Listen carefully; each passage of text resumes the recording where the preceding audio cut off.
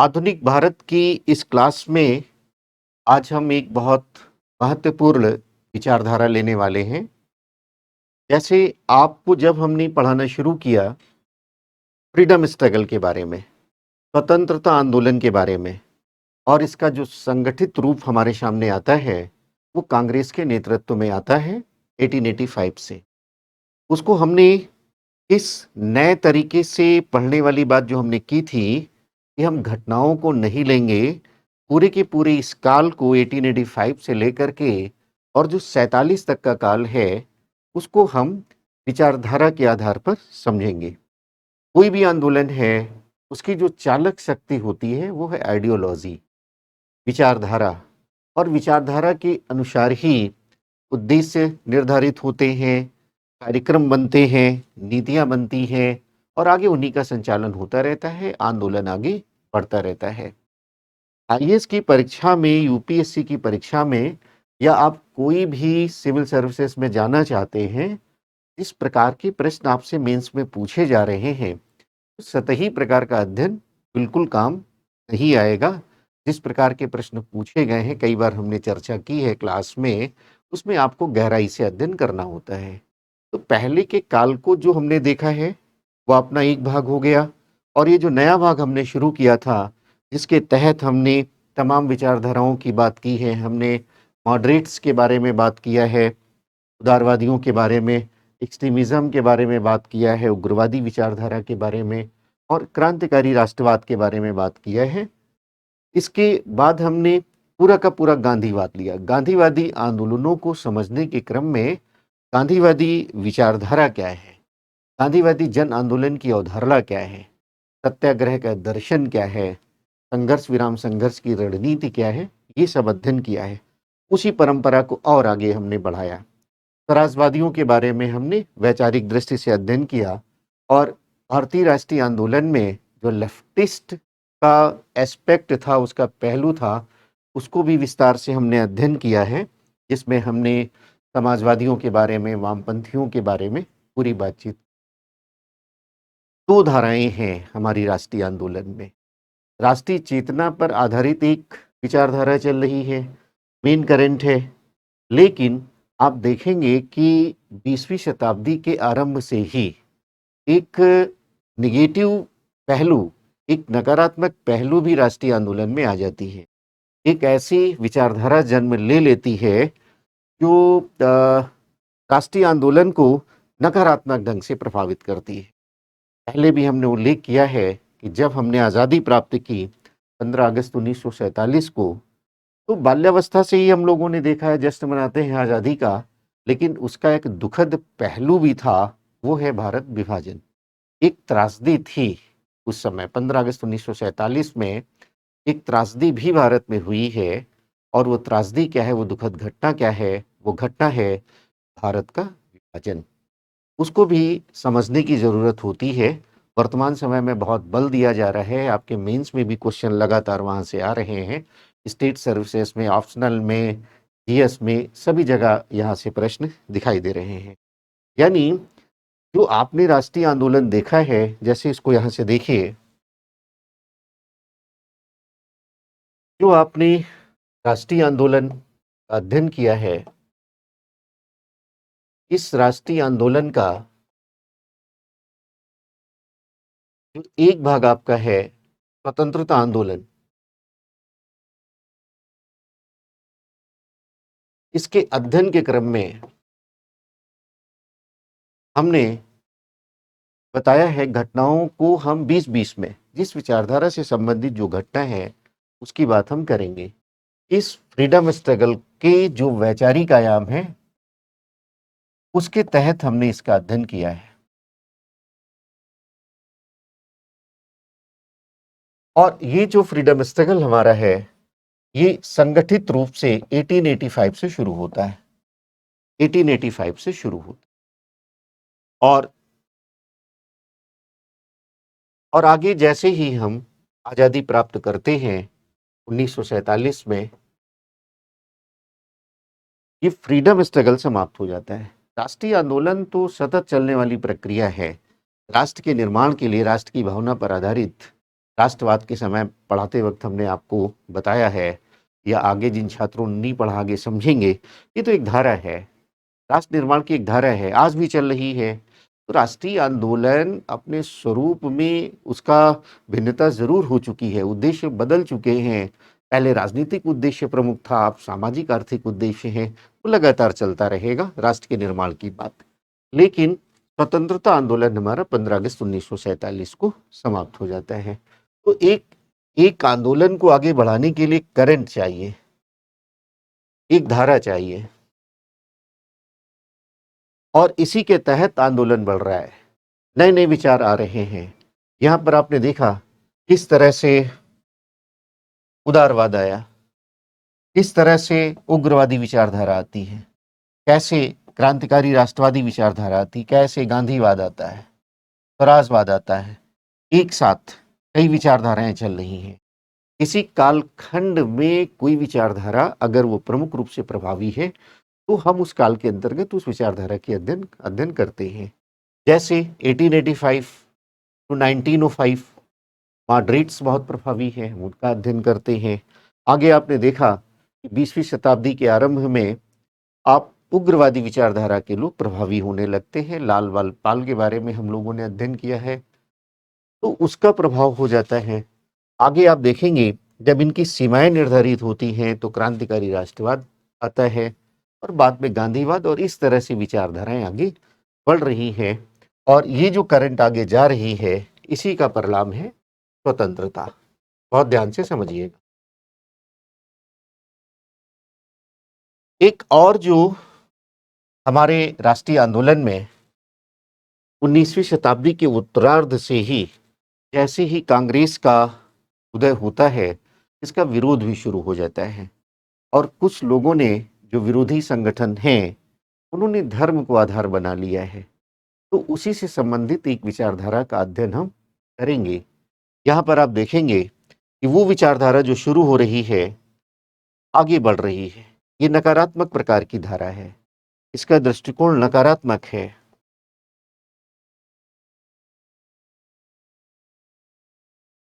और 20 के दशक से, 1920 के दशक से ये बहुत प्रभावी हो जाती है। 30 के दशक में और ज़्यादा प्रभावी हो जाती है, 1930 के दशक। और 40 तक आते आते ये जो करंट है, ये जो धारा है, और ज़्यादा प्रभावी हो जाती है, तीव्र हो जाती है। जिसकी शुरुआत हो रही है, आप देखिए, ये एरो के माध्यम से मैं आपको दिखा रहा हूँ कैसे ये नकारात्मक धारा आगे बढ़ रही है। और ये 40 तक आते आते 1940 के दशक में ये एक प्रकार से ये जो नकारात्मक विचारधारा है, वो एक आंदोलन का रूप धारण कर लेती है। और इसी नकारात्मक विचारधारा को हम संप्रदायवाद के नाम से जानते हैं। तो संप्रदायवाद, जिसका परिणाम क्या होता है अंततः, जिसका परिणाम होता है विभाजन, भारत विभाजन। तो ये दो घटनाएं बहुत महत्वपूर्ण हो जाती हैं। एक ओर तो आज़ादी मिल रही है, उसके लिए अपना एक अलग करंट चल रहा है, अलग एक धारा चल रही राष्ट्रीय आंदोलन में, विचारधारा की धारा है ये। और एक दूसरी धारा है जिसको हम नकारात्मक धारा कह सकते हैं। यानी अगर एक गंगा जी की धारा है, तो अब यमुना जी की धारा तो वो तो सहायक धारा है, गंगा यमुना की धारा तो लगातार वो चल रही है। एक अगर उसको आप विजुलाइज करें, उसको पर्सनिफिकेशन करें, तो ये गंगा की धारा है, ये झेलम चिनाब की धारा है, जो पाकिस्तान की ओर जा रही है, विभाजन की ओर जा रही है, आप ऐसा कह सकते हैं। तो इस तरह से एक नकारात्मक विचारधारा का आज हम अध्ययन करेंगे, और इस विचारधारा का नाम है संप्रदायवाद। संप्रदायवाद का अध्ययन करेंगे, और इस संप्रदायवाद को कैसे अध्ययन करना है, इसका इसका जो एक प्रोडक्ट है, बाई प्रोडक्ट है, भारत विभाजन, वह एक महत्वपूर्ण विषय बन जाता है। उसके बहुत सारे आयाम बनेंगे। तो इसी भाग को हम लोग समझेंगे कि कौन सी विचारधारा का अध्ययन करने वाले हैं, संप्रदायवाद का अध्ययन करने वाले हैं, कैसे अध्ययन करेंगे, और इसका जो बाई प्रोडक्ट है, इसी का जो परिणाम है भारत विभाजन, उसी को भी इसमें हम शामिल करेंगे। तो आज का टॉपिक है संप्रदायवाद।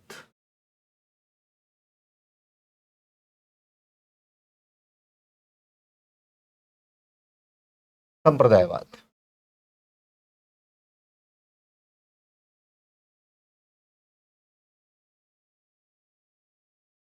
एवं भारत विवाद, ये आपका विषय बहुत महत्वपूर्ण विषय है, बहुत ध्यान से समझना है। अब सबसे पहले ये जो संप्रदायवाद है, इसको पहले हम समझने का प्रयास करें। ये आइडियोलॉजी है, विचारधारा है, इसको समझने का प्रयास करेंगे और इसी का ये परिणाम हो जाता है, इस विचारधारा का ये परिणाम हो जाता है। उसको भी अध्ययन करेंगे, कौन कौन से पहलू आएंगे इसको हम पहले समझ लेंगे। अब संप्रदायवाद के अध्ययन को कैसे समझना है, ये हमारा विषय होगा। अब संप्रदायवाद में आप देखिए, जब भी मैंने क्लास में विद्यार्थियों से बात किया तो उसमें सामान्य रूप से इस प्रकार की बात आती है विद्यार्थियों की ओर से। एक तो विषय का जो ज्ञान है, संप्रदायवाद का जो ज्ञान है, वो सामान्य रूप से मुझे ठीक-ठीक प्राप्त नहीं हुआ। सामान्य रूप से इस प्रकार की बात बच्चे कहते हैं कि जैसे धार्मिक कट्टरता वाली बात, धर्मांधता वाली बात, उसे संप्रदायवाद मानते हैं। तो पहले इसी को समझना हमारा टारगेट होगा। इसमें हम लोग क्या अध्ययन करने वाले हैं, क्या अध्ययन करने वाले हैं? इसमें सबसे पहले तो हम यही समझेंगे कि ये जो संप्रदायवाद है,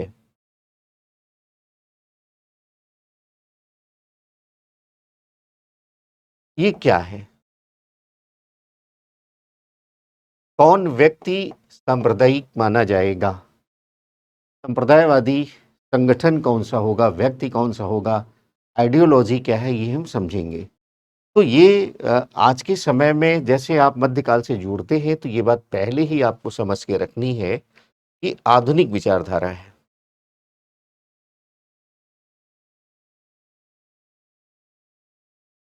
ये आधुनिक विचारधारा है। तो इसको समझने का प्रयास करेंगे।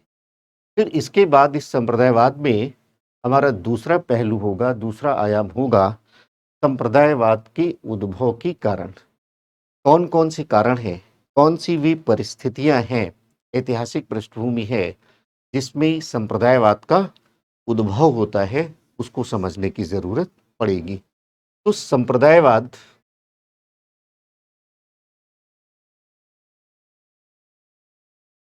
के कारण क्या है?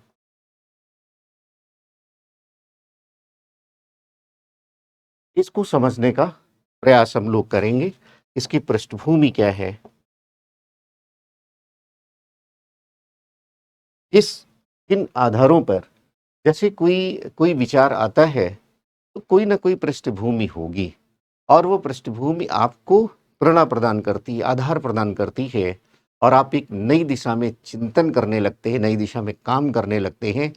हितों पर आधारित सामान्य रूप से ये विचारधाराएँ हैं, उन्हीं को हम लोग बातचीत करेंगे। इसके बाद ये जो संप्रदायवाद है, इसके विकास की बात हम लोग करेंगे। जैसे कोई भी आइडियोलॉजी है, राष्ट्र के बारे में हम लोगों ने बातचीत की है, राष्ट्र के बारे में बातचीत किया है, तो राष्ट्र कैसे समझना है, राष्ट्रवाद क्या है, इसके बारे में बातचीत की।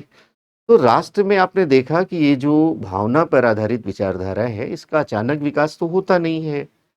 कोई विचार आपके अंदर आएगा, डेवलप होगा, आपके अंदर वो स्थिर होगा और उसके बाद ही उसका धीरे-धीरे, धीरे-धीरे डेवलपमेंट होता है। वह लोगों को प्रभावित करती है और धीरे-धीरे जाकर के ही कोई विचारधारा एक बड़े समूह को प्रभावित कर पाती है। सामान्य रूप से ऐसा नहीं होता। राष्ट्र की अवधारणा भी जब आई, राष्ट्रवाद भी आया, तो आप देखिए कि कैसे वो फ्रेंच रिवॉल्यूशन में उसकी विशेष बात हो रही है। उसके पहले राष्ट्रीय राज्यों का निर्माण हो रहा है, एक लंबा आधार बनता है और फ्रांस में जब राष्ट्रीयता के सिद्धांत की विजय हो जाती है, तो उसकी विजय गाथा का जो परिणाम है, वो आज तक हमको दिखाई दे रहा है।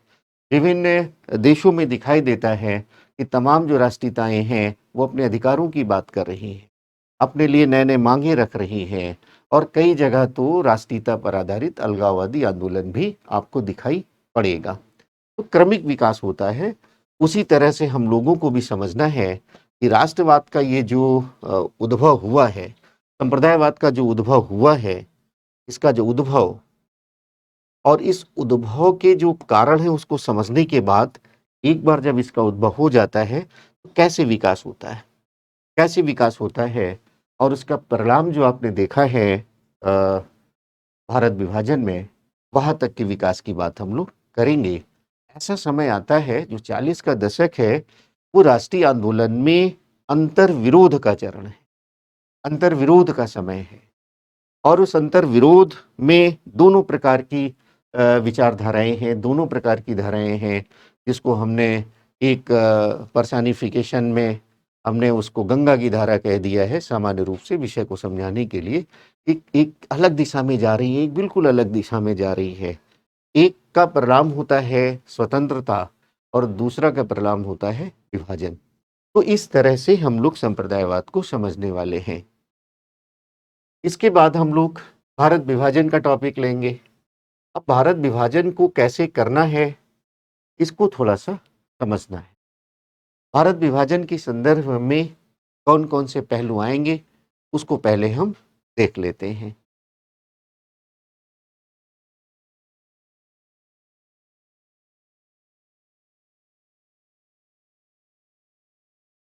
सबसे पहले जब विभाजन की बात होती है, तो विभाजन में तमाम प्रकार के दृष्टिकोण आपको मिलेंगे। ऑप्शनल में या हिस्ट्री जैसे विषय में इतिहास लेखन साथ-साथ चलता रहता है। दृष्टिकोण की बात हर एक मुद्दे से जुड़ी हुई है। अच्छे नंबर पाने के लिए इनको समझना ज़रूरी होता है। इतिहास विषय में अच्छे नंबर पाने के लिए आपको ऑप्शनल के अंतर्गत जो विषय के अंतर्गत जो विचारधाराएँ हैं, लेखन से संबंधित जिनको हम हिस्टोरियोग्राफी कहते हैं, इतिहास लेखन के अध्ययन के दृष्टिकोण कहते हैं, उनकी समझ आवश्यक होती है। तो बड़ा विवादास्पद विषय है ये और इस विषय में तमाम दृष्टिकोण आपको मिलेंगे। कोई कहेगा कि ये तो हिंदू मुसलमानों की आपसी दुश्मनी थी तो भारत का विभाजन हो गया।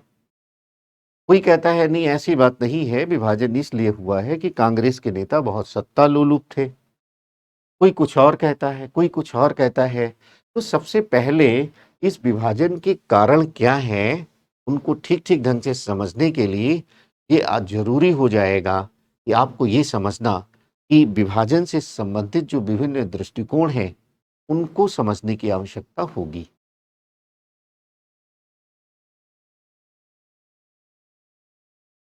अब ये जो विभिन्न दृष्टिकोण हैं, इनको समझने के लिए आवश्यक है आपको ये जानना कि भारत विभाजन के संदर्भ में साम्राज्यवादी क्या कहते हैं, साम्राज्यवादी दृष्टिकोण क्या है, उपनिवेशवादी दृष्टिकोण क्या है। अब इनका जो अपना दृष्टिकोण है, कोई भी जो अप्रोचेज़ हैं ये आपके, कोई भी अप्रोच होगा, उसकी जो आइडियोलॉजी होगी, उसके केंद्र में कोई ना कोई उद्देश्य होगा। तथ्यों की व्याख्या, वर्तमान में जो चीज़ें चल रही हैं उसकी व्याख्या या अतीत के तथ्यों की व्याख्या इस दृष्टिकोण से करना है, यही से हमारा इतिहास के अध्ययन के दृष्टिकोण जुड़े होते हैं। अब ये साम्राज्यवादी धारा है, तो साम्राज्यवादी धारा का अर्थ यही है कि किसी भी घटना की व्याख्या, किसी भी विचार की व्याख्या, किसी भारतीय उपलब्धियों की व्याख्या, अतीत की व्याख्या इस प्रकार से करेंगे कि इनके अपने ही सुरक्षित हो। और इनके अपने हित क्या है, ब्रितानी हित क्या है कि भारत में जो अंग्रेजी सत्ता है, वो सुदृढ़ हो, वो मजबूत हो, ब्रितानी हित सुरक्षित रहें, ये इनका अपना दृष्टिकोण है। तो ये लोग वैसे ही बात करेंगे। उसके बाद आप देखेंगे कि साम्राज्यवादियों का दृष्टिकोण क्या है, साम्राज्यवादियों के बाद साम्यवादियों का दृष्टिकोण क्या है, साम्यवादी दृष्टिकोण। अब इसमें भी 2 धाराएँ सामान्य रूप से दिखाई देती हैं, उन धाराओं को समझने का प्रयास हम करेंगे। इसके बाद आप देखेंगे राष्ट्रवादी दृष्टिकोण क्या है, उसकी बात हम लोग करेंगे। अब साम्राज्यवादी दृष्टिकोण के ठीक विपरीत राष्ट्रवादी दृष्टिकोण होगा इतिहास लेखन में, जो राष्ट्रीय हितों को, जो राष्ट्रीय मूल्यों को, राष्ट्रीय संस्कारों को, जो भारतीय परंपराएँ हैं, भारतीय मूल्य हैं, भारतीय हित हैं, उनको सुरक्षित रखने का प्रयास होगा। तो उसके तहत ये व्याख्या होगी, इसको भी समझना है। और इसके अलावा आपके जैसे प्रश्न आते हैं कि विभाजन पर गांधी के विचार क्या हैं, नेहरू की विचार क्या है, ये सब आपको जानना है। अंबेडकर की विचार, डॉक्टर अंबेडकर साहब के विचार क्या हैं, ये भी आपको जानना है। और एक विचार और आपको ठीक ढंग से समझना है, वो है एक समाजवादी नेता है डॉक्टर राम मनोहर लोहिया, उनको भी थोड़ा समझने की आवश्यकता है।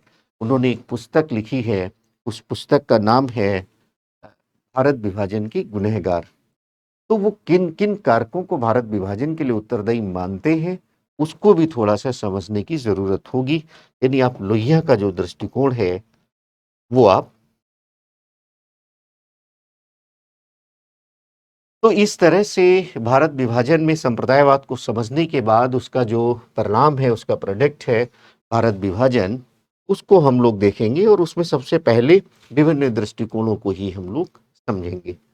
उसके बाद भारत विभाजन के कारण क्या है, वे कौन से कारण हैं, ये सारे कारणों की ही बात करते हैं विभिन्न दृष्टिकोणों में। लेकिन जब आप देखेंगे कि इन पर अध्ययन हम लोग करेंगे, तो आप देखेंगे इनका जो दृष्टिकोण है वो एकांगी है। कोई भी विचार, कोई भी दृष्टिकोण आपको पूर्ण सत्य से सामना नहीं कराएगा। इनमें जो विचार है, इनमें सत्यांश हो सकता है, सत्य का अंश हो सकता है, लेकिन किसी एक बात को, किसी एक कारण को, किसी एक दृष्टिकोण को हम भारत विभाजन का कारण नहीं मान सकते। तो एग्जाम में आपको कैसे लिखना है, किन किन कारणों को लिखना है, उनको समझने का हम प्रयास करेंगे। तो ये है आपके भारत विभाजन के कारणों में हम लोग चर्चा करेंगे। दो प्रश्न और बहुत महत्वपूर्ण हो जाते हैं। एक प्रश्न ये हो जाता है कि भारत विभाजन जो हुआ है उसको कांग्रेस ने स्वीकार किया। अब कांग्रेस तो हमेशा राष्ट्रीय एकता की बात करती है, राष्ट्रीय अखंडता की बात करती है, और उसने कैसे विभाजन को स्वीकार कर लिया, कैसे विभाजन को स्वीकार कर लिया। अब ये बात बहुत समझ में नहीं आती है, तो इसको समझने का प्रयास करेंगे कि राष्ट्र की एकता और अखंडता की बात करने वाली कांग्रेस वह विभाजन को क्यों स्वीकार करती है, इसको भी हम लोग समझने का काम करेंगे। यानी कांग्रेस ने विभाजन क्यों स्वीकार किया, इस प्रश्न पर हम लोग विचार करेंगे, समझने का प्रयास करेंगे। अगर ये एग्जाम में आ जाता है तो आपको कौन कौन से बिंदु बनाने हैं, कौन कौन से आपको पॉइंट लिखना है, इसको समझने का प्रयास करेंगे। इसके बाद एक प्रश्न और आ जाता है, क्या विभाजन अवश्यंभावी था, क्या विभाजन को टाला जा सकता था, क्या विभाजन अपरिहार्य था। इस प्रश्न का उत्तर भी हम तलाशेंगे। और ये ऐसा इशू है, हमने बताया कि सारी धाराएं एक साथ चल रही हैं, सारी विचारधारा चल रही है, जिसका परिणाम होता है स्वतंत्रता। लेकिन ये जो सांप्रदायिकता की धारा है, ये बिल्कुल अलग धारा है। तो सीधे सीधे एग्जामिनर की दृष्टि में आता है। और आप देखेंगे तमाम मुद्दों को जो चर्चा होती है, विवादास्पद मुद्दे हैं, उनमें से यह भी एक बहुत विवादास्पद मुद्दा है। इसको भी हम लोग ठीक ढंग से समझेंगे। और जब इंटरव्यू बोर्ड वगैरह में आप जाते हैं, विद्यार्थी जब हमारे पास आते हैं, उनको हम तैयार करते हैं, तो इस इशू को खास तौर से हम एड्रेस करते हैं कि कैसे उनको दृष्टिकोण अपना बनाना है। क्या विभाजन को टाला जा सकता है, टाला जा सकता था, ऐसा प्रश्न है तो आपको क्या उत्तर देना है। और आपको ये भी सब पहचान करनी है कि कब ये पाकिस्तान आंदोलन की बात हो रही है। एक ऐसा समय था राष्ट्रीय आंदोलन में कहीं विभाजन की कोई बात ही नहीं थी। आप 20 का दशक पूरा देख लीजिए, मुस्लिम लीग की स्थापना तो 1906 में हो जाती है। सांप्रदायिक दृष्टिकोण का विकास तो आप देखेंगे, अभी हम लोग बातचीत करेंगे संप्रदायवाद के उद्भव के संदर्भ में, कि वो तो 19वीं शताब्दी के उत्तरार्ध से ही शुरू हो जाती है। यानी आप 1870-80 के दशक से ही वो विचारधारा आ जाती है भारत में, आधुनिकता, आधुनिक समय के संदर्भ में। तो ये कब ये विभाजन की बात शुरू होती है, जिसको आप पाकिस्तान आंदोलन कहते हैं, और कब तक इस विभाजन को टाला जा सकता था, यह दृष्टिकोण भी हमको विकसित करना है। एक ऐसा समय आता है राष्ट्रीय आंदोलन के दौरान, 47 के पहले एक ऐसा समय आता है, उसकी पहचान हम लोग करेंगे, उन परिस्थितियों की बात करेंगे कि उसके बाद विभाजन को टाला ही नहीं जा सकता। एक ऐसी परिस्थिति आ गई हमारे राष्ट्रवादी नेताओं के सामने कि उनके सामने अब ये था कि एक ये चीज़ हम हासिल करें या ये चीज़ हासिल करें। और एक में ऐसा था कि हमको कुछ चीज़ें मिल रही थी, यद्यपि बहुत ठीक-ठीक नहीं भी था तब भी, और एक में ये था कि अगर हम इसको स्वीकार करते हैं, विभाजन को अस्वीकार करते हैं, तो आगे जो मिल रही हैं चीज़ें, वो भी हमारे हाथ से निकल जाएँगी। तो उनको पाने के लिए और कुछ बुरी चीज़ों को रोकने के लिए, एक जो जो ज़्यादा बुरी चीज़ें हैं उनको रोकने के लिए, हमने एक छोटी-सी बुराई को एक छोटी-सी उनके दृष्टिकोण में है तो बहुत बड़ा मुद्दा, उसको स्वीकार कर लिया। मेरा कहने का आशय ये है कि अगर 2 बुरी चीज़ों में हमें एक का चुनाव करना पड़ेगा, तो सामान्य रूप से यही बात होती है कि जो कम बुरी चीज़ है उसी का चुनाव करेंगे। यानी अगर इसका कम बुरी चीज़ का चुनाव ना करते, भारत विभाजन का चुनाव ना करते, तो संभव था बहुत बड़ी बुराई, बहुत बड़ी घटना, दुर्घटना, त्रासदी भारत में हो भी रही थी, एक झलक मिल चुकी थी। तो उसकी चर्चा हम करेंगे कि किस सीमा तक, किस काल में, किस कालखंड तक इसको रोका जा सकता था, कैसे रोका जा सकता था, ये भी बात। कांग्रेस कैसे विफल हुई यहाँ पर, उसकी बात भी हम लोग करेंगे। लेकिन उन परिस्थितियों की बात भी करेंगे कि जिसके बाद विभाजन को टाला ही नहीं जा सकता था। तो यहाँ पर हम लोग देखेंगे कि विभाजन की जो अपरिहार्यता है, अपरिहार्यता,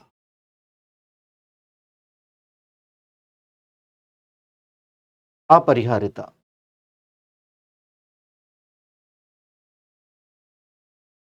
उसको हम लोग देखेंगे। सामान्य शब्दों में आप लिख सकते हैं प्रश्न के रूप में, क्या भारत विभाजन को टाला जा सकता था? क्या भारत विभाजन अपरिहार्य था?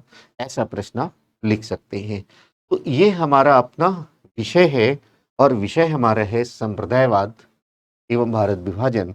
सबसे पहले हम आइडियोलॉजी को समझने का प्रयास करेंगे, विचारधारा को समझने का प्रयास करेंगे, और उसके बाद इस मुद्दे पर हम लोग आएंगे, तो बहुत विस्तार से इस मुद्दे को हम करेंगे।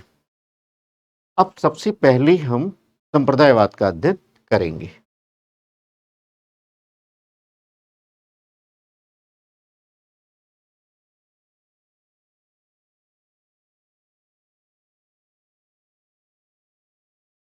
और इसमें जो पहला पहलू हमने बनाया है, वो ये है, ये क्या है, विचारधारा क्या है? विचारधारा क्या है? पहले हम इसको समझने का प्रयास करेंगे। पहले ही अपने अनुभव के बारे में हमने आपको बताया है कि जब भी ये बातचीत हमने विद्यार्थियों से की है, तो सामान्य रूप से जो उत्तर है वो थोड़ा नकारात्मक प्रकार का ही प्राप्त हुआ है। ठीक-ठीक उत्तर हमें नहीं मिले हैं, तो पहले उसको हम समझेंगे। इस विचारधारा को समझने के पहले मैं 2-3 बातें और आपसे पहले कर लेता हूँ। जैसे मान लेते हैं हर एक व्यक्ति का सामान्य रूप से कोई ना कोई धर्म है। वो हिंदू होगा, मुसलमान होगा, ईसाई धर्म से संबंधित होगा, सिख धर्म से संबंधित होगा, किसी भी धर्म से उसका संबंध हो सकता है। सामान्य रूप से हर आदमी भारत में, अपवाद हैं, कुछ नास्तिक भी हैं, सामान्य रूप से कोई ना कोई अपना धर्म है।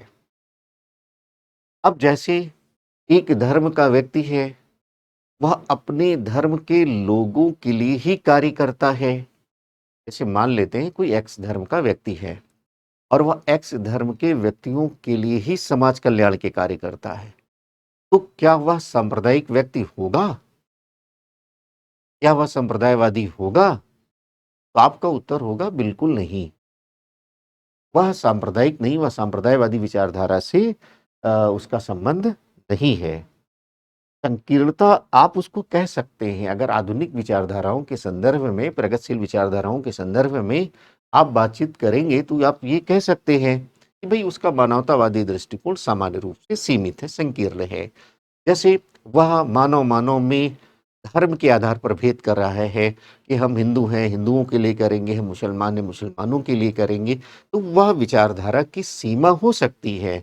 मानववाद की दृष्टि से सीमा हो सकती है, समानता के सिद्धांत की सीमा हो सकती है, न्याय की विचारधारा की सीमा हो सकती है, बंधुत्व की विचारधारा की सीमा हो सकती है, संविधान के जो आदर्श और मूल्य है उसके संदर्भ में वह कार्य उसका संकीर्ण हो सकता है, लेकिन वह सांप्रदायिक व्यक्ति नहीं कहलाएगा।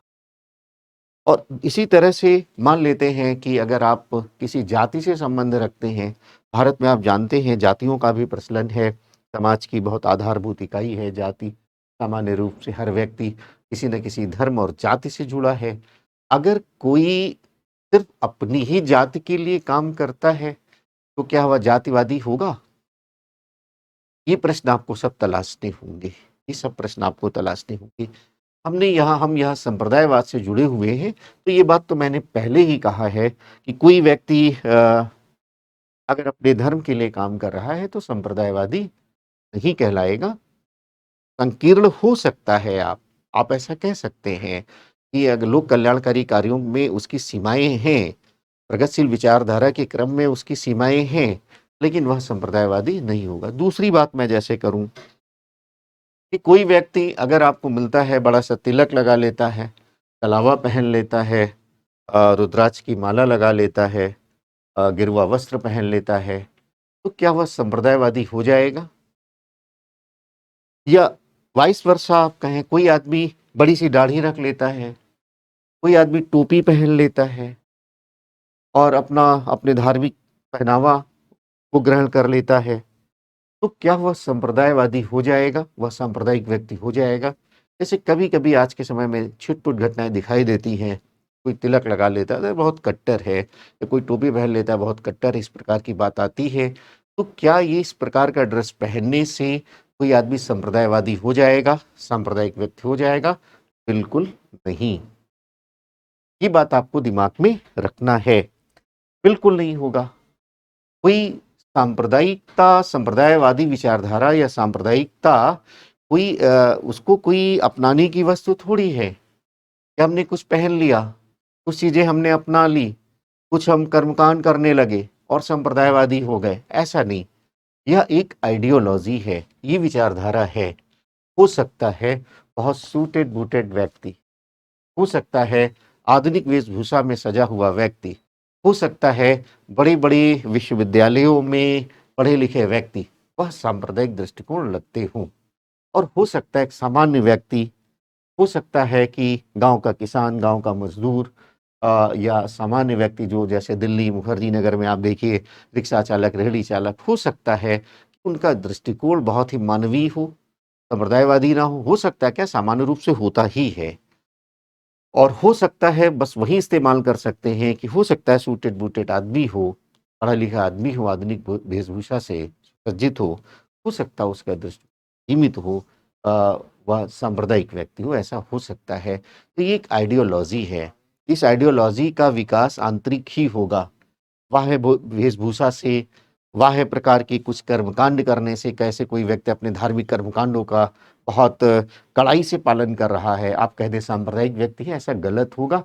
वो उसका अपना धार्मिक कृत्य है, वो कर रहा है, वो पूजा-पाठ कर रहा है, हवन कर रहा है, तिलक लगाता है या वो नमाज़ करता है, वो अपनी ड्रेस पहनता है, वो सांप्रदायवादी नहीं कहलाएगा। इस बात को पहले से दिमाग में रखेंगे। यह एक आधुनिक विचारधारा है, एक तो विचारधारा है और आधुनिक विचारधारा है।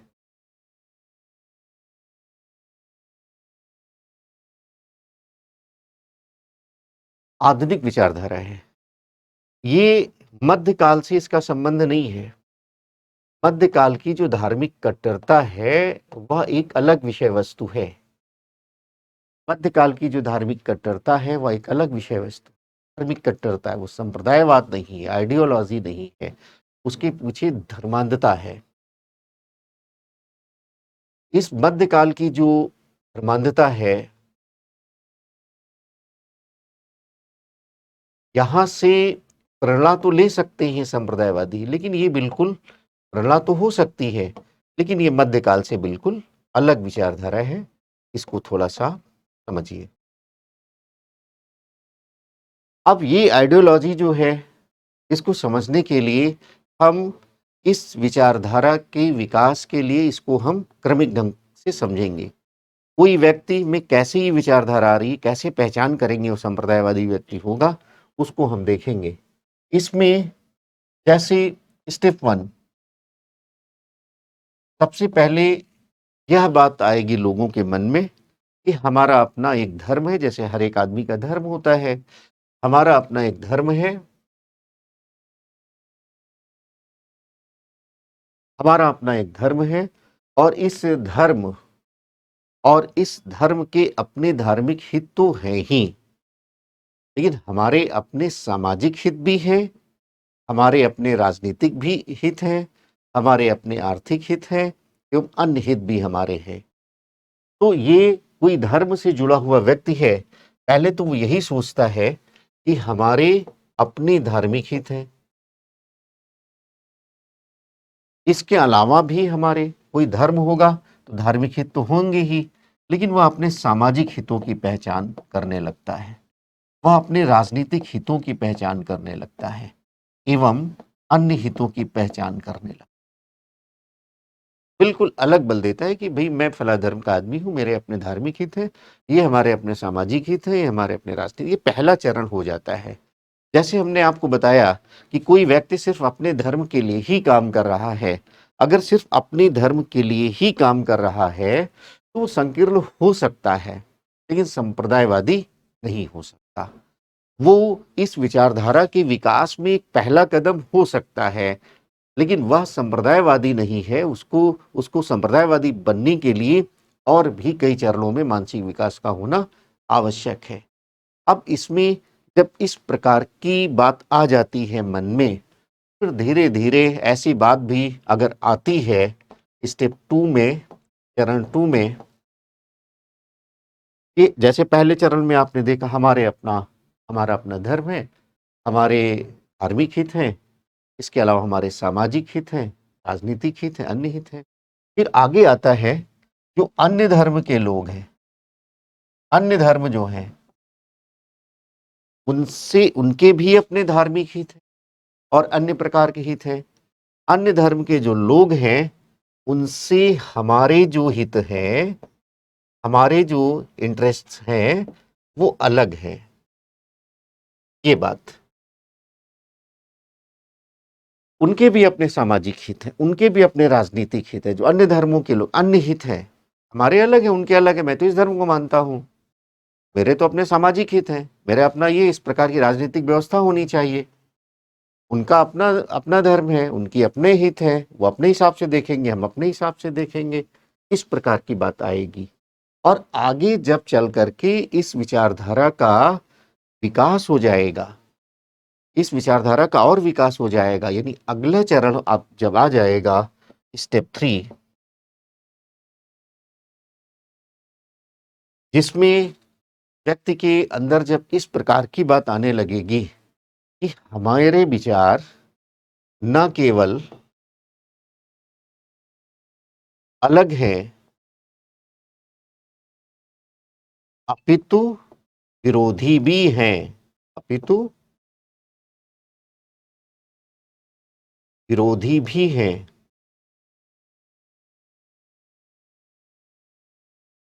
अपितु विरोधी भी हैं, इस प्रकार की बात।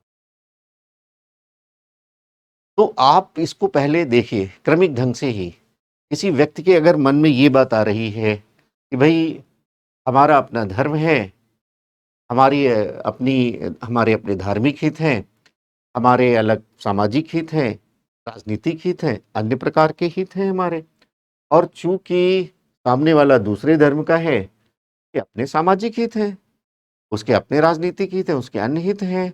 और जब इसके आगे की बात हो जाएगी कि भाई उसके अपने हित हैं और उसके हित जो हैं वो हमारे हितों के विरोधी हैं, यानी उसके लिए जो भी कार्य होगा उसका हम विरोध करना शुरू कर देंगे, वो तो हमारे धर्म के खिलाफ हो जाएगा।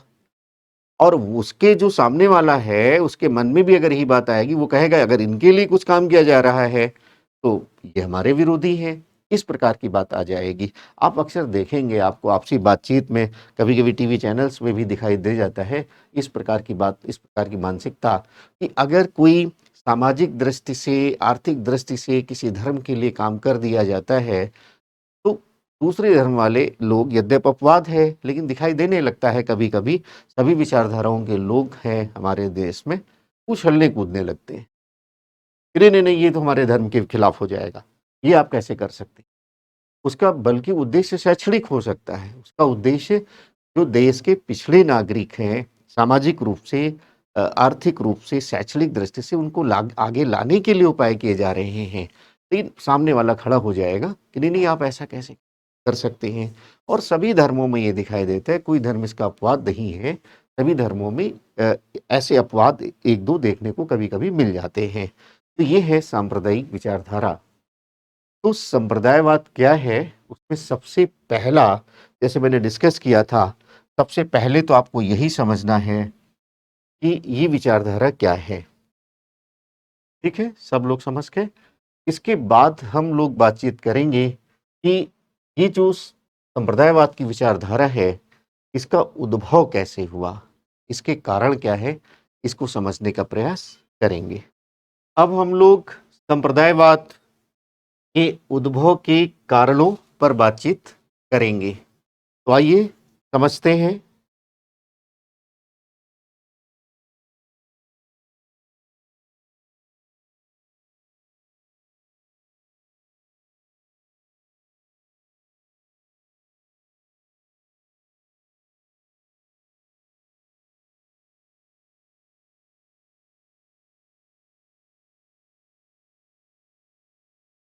संप्रदायवाद और इसके उद्भव के कारणों को समझना है।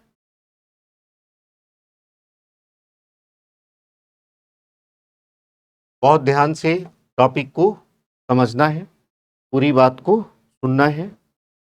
अब जैसे आप इस विचारधारा के विकास को देख रहे हैं, सारी विचारधाराओं के विकास को हमने देखा, तो वो औपनिवेशिक भारत में है और उस औपनिवेशिक भारत में जिसका अंग्रेजों के द्वारा शोषण हो रहा है, उस पृष्ठभूमि में है।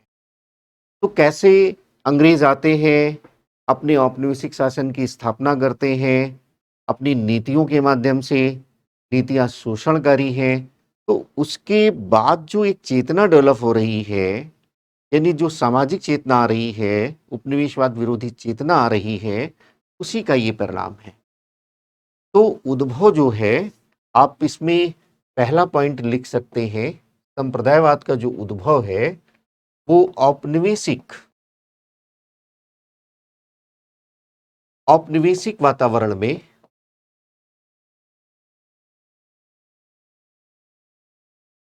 वातावरण में जो सामाजिक चेतना है और इसमें जो सामाजिक आकांक्षा है, उसी का परिणाम है। यानी औपनिवेशिक वातावरण में ये परिणाम किसका है? ये परिणाम है सामाजिक चेतना का। पढ़ा लिखा वर्ग आ रहा है, राजनीतिक जागरूकता हो रही है, सामाजिक चेतना जागृत हो रही है और उसी को जब अपने हितों के लिए हम नकारात्मक ढंग से प्रस्तुत करने लगते हैं, प्रयोग करने लगते हैं, संप्रदायवाद जैसी विचारधारा आती है। तो ये जो विचारधारा हमारे सामने आ रही है, ये औपनिवेशिक वातावरण में जो सामाजिक चेतना है, इसके परिणाम स्वरूप जो सामाजिक आकांक्षाएं हैं,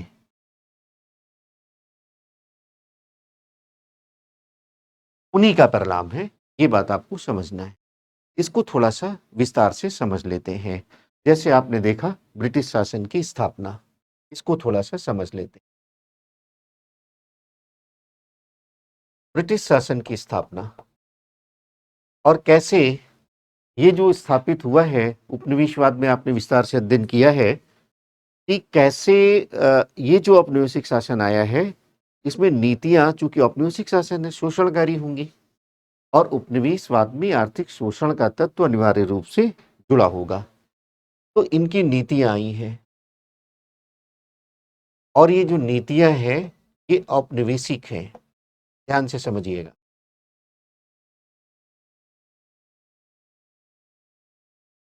औपनिवेशिक नीतियां हैं तो निसंदेह वो शोषणकारी होंगी, उसमें आर्थिक शोषण का तत्व अनिवार्य रूप से जुड़ा होगा। अब ये नीतियां सामाजिक क्षेत्रों में भी हैं, राजनीतिक क्षेत्रों में भी हैं, प्रशासनिक क्षेत्रों में भी हैं और आर्थिक क्षेत्रों में भी है। तो यहाँ आर्थिक नीतियों को आप देखिए, इन्होंने अपनी भू राजस्व व्यवस्था, जैसे ही बक्सर युद्ध के बाद इलाहाबाद की संधि होती है तो अपनी भू राजस्व नीतियाँ लेकर आते हैं। कैसे भू राजस्व व्यवस्था लेकर आते हैं, कैसे फिर उनको नई नीतियों में परिवर्तित करते हैं। द्वैध शासन के बाद में जमींदारी व्यवस्था, रैयतवाड़ी व्यवस्था, महालवाड़ी व्यवस्था, उद्योगों के संदर्भ में नीति लेकर आते हैं और कैसे अनौद्योगीकरण की प्रक्रिया भारत में होती है, कैसे कृषि के वाणिज्यीकरण की प्रक्रिया होती है, कैसे रेलवे का विकास होता है। उपनिवेशवाद में आपने समझा है कि पहले उन्होंने राजनीतिक प्रभुत्व स्थापित करके व्यापारिक प्रभुत्व स्थापित किया, तो व्यापारिक उपनिवेशवाद। और फिर जैसे जैसे ब्रिटेन की परिस्थितियां बदलती हैं, उनकी आवश्यकताएं बदलती हैं, उसी के अनुसार भारत को ढाला जाता है, यानी उसी के अनुसार इसका शोषण होता है।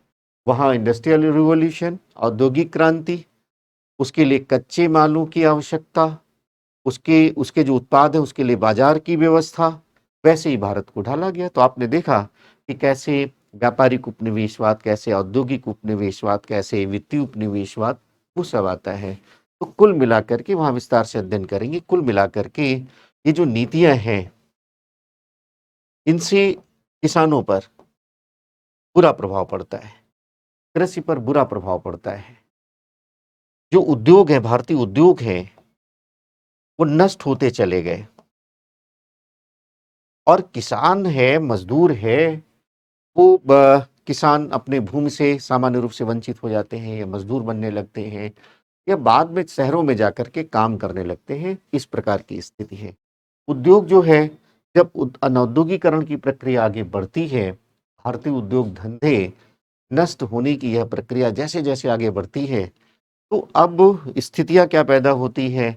अगर कोई दस्तकार वर्ग है, उसके उद्योग नष्ट हो रहे हैं, उसका पालन पोषण नहीं हो रहा है, तो वो खेती से जुड़ जाता है। वो पहले से स्थिति वहाँ बहुत खराब है और दबाव पड़ता है, वो शहर चला जाता है, उद्योगों में मजदूरी करने लगता है। जैसे जैसे प्रशासनिक नीतियाँ आ रही हैं, एक जैसे न्याय, एक जैसे कानून व्यवस्था, एक जैसा प्रशासन, और शोषण शुरू हो जाता है। इनके अपने एक प्रतिनिधि वर्ग हो जाता है, साहूकार वर्ग, जमींदार वर्ग, वो और इनका सबका शोषण करते हैं। कानून भी इन्हीं के पक्ष में है। एक जैसी राजनीतिक नीतियाँ। अब धीरे धीरे क्या हो जाता है कि जो रियासतें हैं, भारतीय राजा हैं, उनकी भूमिका कम होती जाती है और वो ब्रिटिश रियासतों में बदलते चले जाते हैं। ये जो भारतीय रियासतें थी, वो हस्तशिल्प कला है, जो भारतीय उद्योग है, उसके बहुत संरक्षक थे, उसके बहुत बड़े उपभोक्ता थे। अब वो नष्ट हो गए तो धीरे धीरे ये वर्ग जो है, ये बेरोजगार सा हो जाता है। बहुत ध्यान से समझिएगा, ये बेरोजगार वर्ग हो जाता है, कोई काम नहीं है लोगों के पास। दूसरी ओर देखिए, सामाजिक नीतियों में शिक्षा की नीति देखिए। अब जो शिक्षा है, उसके अपने औपनिवेशिक उद्देश्य है। कहीं वो भारतीयों को कल्याणकारी भावना से, लोक कल्याण की दृष्टि से, शिक्षित करने की दृष्टि से शिक्षित नहीं कर रहे हैं। उनका अपना उद्देश्य है। वो करना क्या चाहते हैं, वो अपने ब्रितानी हितों को पूरा करना चाहते हैं। ब्रितानी हित कैसे पूरे होंगे, जो बहुत बहुत ज़्यादा पैसे में ब्रिटेन से कर्मचारी आ रहे हैं, बहुत कम पैसे में यहाँ पर उनको क्लर्क वगैरह मिल जाएंगे। दूसरी चीज़, उनकी मानसिकता को ऐसी मानसिकता बना देनी है, जो रंग रूप में तो भारतीय होंगे, लेकिन मानसिकता के स्तर पर वो अंग्रेज हो जाएंगे। वैसे ही कपड़े पहनना, वैसे ही रहन सहन, वैसे ही आदतें, वैसे ही खान पान और इस तरह का विकास। ये जो शिक्षा है, इसमें जो शिक्षित वर्ग हैं, जो शिक्षित वर्ग हैं, ये अपने आधारों से कट जाते हैं, आधारों से कट जाते हैं। इसका अर्थ ये है जो परंपरागत इनके कार्य हैं, उससे वो हट जाते हैं।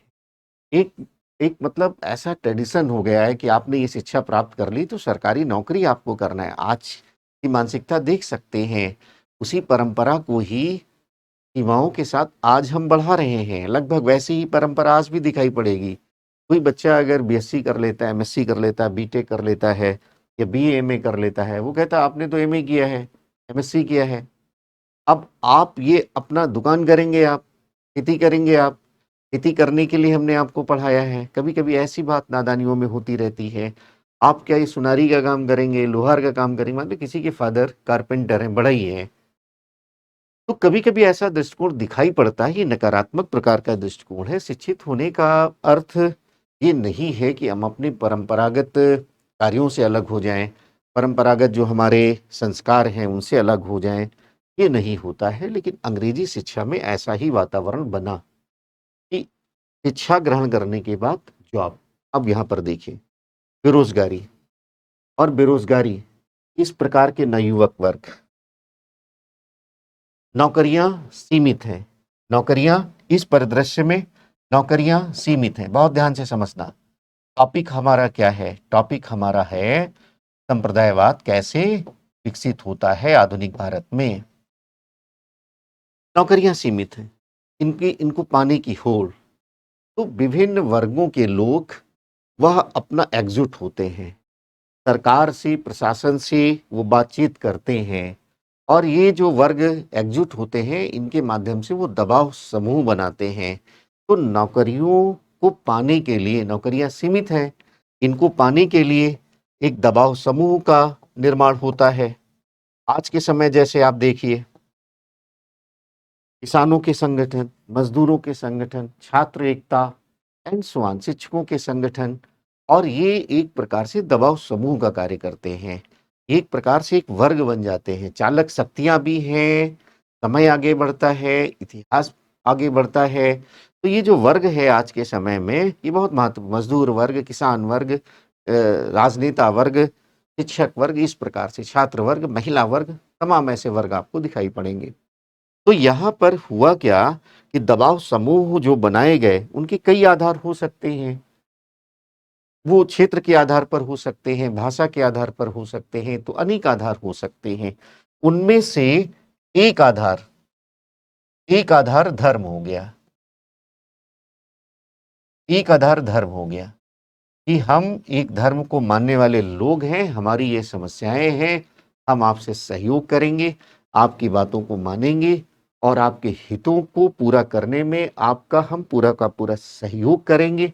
बस आप हमारा अपना ध्यान रखिए, हमारे लिए शिक्षा की व्यवस्था करिए, हमारे लिए नौकरियों की व्यवस्था करिए जो हमारे बेरोजगार युवक हैं।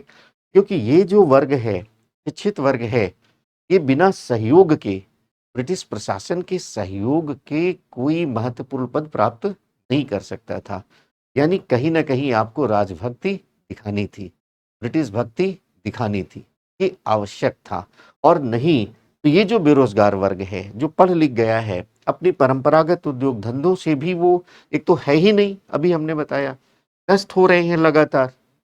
और अगर वो हैं भी थोड़े बहुत, तो उनसे वो जुड़ने की मानसिकता नहीं है। तो धीरे-धीरे क्या हुआ कि एक दबाव समूह बनने लगता है और यहीं से आप देखेंगे जब धर्म के आधार पर दबाव समूह बनने लगता है, संप्रदायवाद का विकास हो जाता है। आप देखिए कि बड़े पैमाने पर 1857 के विद्रोह के बाद आपने देखा कि मुस्लिम विरोधी दृष्टिकोण अपनाया अंग्रेजों ने और जो शिक्षा का विकास हुआ उसमें मुस्लिम वर्ग अपेक्षाकृत पीछे हुआ। आगे जो ये विकास आप अलीगढ़ आंदोलन से देख रहे हैं, सर सैयद अहमद खां, तो उन्होंने क्या किया कि भारतीय राष्ट्रीय आंदोलन में कांग्रेस के नेतृत्व में जो आंदोलन चल रहा था, उसका विरोध करना शुरू किया और उन्होंने ब्रिटिश भक्ति का परिचय दिया। उन्होंने बनारस के राजा के साथ मिल करके एक अलग पार्टी बना ली, उन्होंने अलग दल बना लिया और उसका कार्य ही था कांग्रेस के नेतृत्व में जो राष्ट्रीयता पर आधारित एक राष्ट्रीय आंदोलन चल रहा है, स्वतंत्रता संघर्ष जो शुरू हुआ है, पूरे अखिल भारतीय चिंतन के आधार पर अखिल भारतीय नेतृत्व को विकसित करने का जो कार्य हो रहा है, उसका विरोध करना। और इस विरोध का सीधा सा अर्थ यही है कि कहीं न कहीं वो सहयोग के लिए कुछ पुरस्कार पाना चाहते थे, अपने लिए सुविधाएँ पाना चाहते थे, अपने लिए नौकरियाँ पाना चाहते थे, अपने लिए और तमाम प्रकार की व्यवस्था पाना चाहते थे और इस तरह से आप इसको देख सकते हैं। और तो आप ऐसा कह सकते हैं कि पहला जो कारण है, वो पहले कारण में औपनिवेशिक नीतियों का जो परिणाम है, औपनिवेशिक नीतियों के परिणाम स्वरूप जो सामाजिक चेतना विकसित हो रही, पढ़े-लिखे लोग आ रहे हैं और उनकी जो आकांक्षाएँ हैं, उसके परिणाम स्वरूप संप्रदायवाद का विकास होता है। तो ये पहला पॉइंट आप लिखेंगे अपने उत्तर में, इसको विस्तार से समझिएगा, अपनी भाषा में, सरल सहज भाषा में इसको लिखते चले जाइए। दूसरी जो बात हुई है,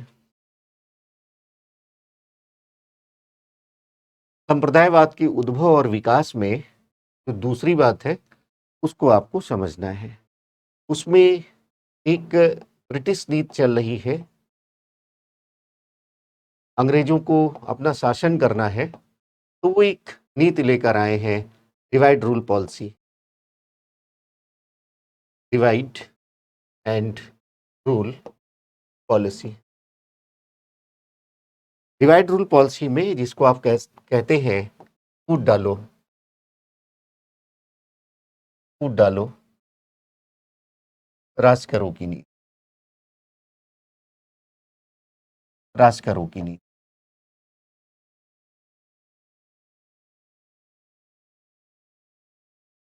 तो फूट डालो राज करो की नीति में वो क्या करते हैं कि भारतीय समाज को तोड़ने का प्रयास करते हैं, क्योंकि एकीकृत समाज, संगठित समाज जो विचारों की दृष्टि से एक है अगर, तो ब्रिटिश शासन के लिए बहुत बड़ा खतरा था। तो उन्होंने क्या किया, भारतीय समाज को तोड़ने का काम किया। और ये कैसे तोड़ा उन्होंने, कैसे तोड़ा? कभी धर्म को आधार ले लिया कि भई आप अलग हैं, आप अलग हैं। कभी भाषा को आधार ले लिया, इस भाषा के लोग अलग हित वाले हैं, इस भाषा के लोग अलग हित वाले हैं। कभी क्षेत्र ले लिया, आपने देखा कि उत्तर भारतीयों को दक्षिण भारत से लड़ाया। दक्षिण भारत से कहा कि नहीं, असली हकदार तो आप ही हैं यहाँ के, आप ही दृढ़ लोग ही यहाँ के मूल निवासी हैं। और एक उन्होंने एक ऐसी थ्योरी गढ़ी कि जो उत्तर भारत के लोग हैं, वो आर्य से संबंध रखते हैं, ये बाहर से आए हुए लोग हैं। जैसे हम लोग बाहर आए हैं, बाहर से आए हैं अंग्रेज़, वैसे ही उत्तर भारत के लोग बाहर से आए हैं। ये हक तो आपका है।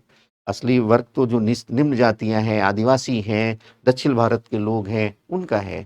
तो वो विचारधारा के आधार पर भी अपना विभाजन करवा देते हैं। अगर कोई साम्यवादी है, समाजवादी है, तो कठोर दृष्टिकोण उसके प्रति। आपने देखा कैसे उदारवादियों का उग्रवादियों से कैसे वो मतभेद पैदा कर रहे हैं। कैसे जब मतभेद पैदा हो जाते हैं सूरत घटना में, तो कैसे उग्रवादी नेतागणों का दमन करते हैं, स्वदेशी आंदोलन का पतन हो जाता है। ये सब आपने देखा। तो डिवाइड एंड रूल पॉलिसी का मतलब ये है, एक ऐसी ब्रिटिश नीति है जिसके अंतर्गत वो भारतीय समाज को तोड़ने का दृष्टिकोण रखते हैं। धर्म के आधार पर, क्षेत्र के आधार पर, भाषा के आधार पर, जाति के आधार पर, यहाँ तक कि विचारधारा के आधार पर कैसे भी उनको तोड़ना था। तो इसके माध्यम से वो करना क्या चाहते थे? इसके माध्यम से फूट डालो राज करो की नीति से पहली बात वो ये करना चाहते थे कि जो भारतीय राष्ट्रीय आंदोलन चल रहा है, उसके विस्तार को रोकना। पहली बात वो ये करना चाहते। दूसरी बात, उसको कमज़ोर बनाना। कैसे उसको कमज़ोर बनाएँ? उसके विस्तार को रोकना। यानी आप पॉइंट लिख सकते हैं, जो राष्ट्रवादी आंदोलन है, ये विस्तारित ना हो पाए। पॉइंट लिखते जाइएगा, इसके विस्तार को रोकना, इसके विस्तार को रोकना। दूसरा पॉइंट, ये जो राष्ट्रवादी आंदोलन है, इसको कमज़ोर करना,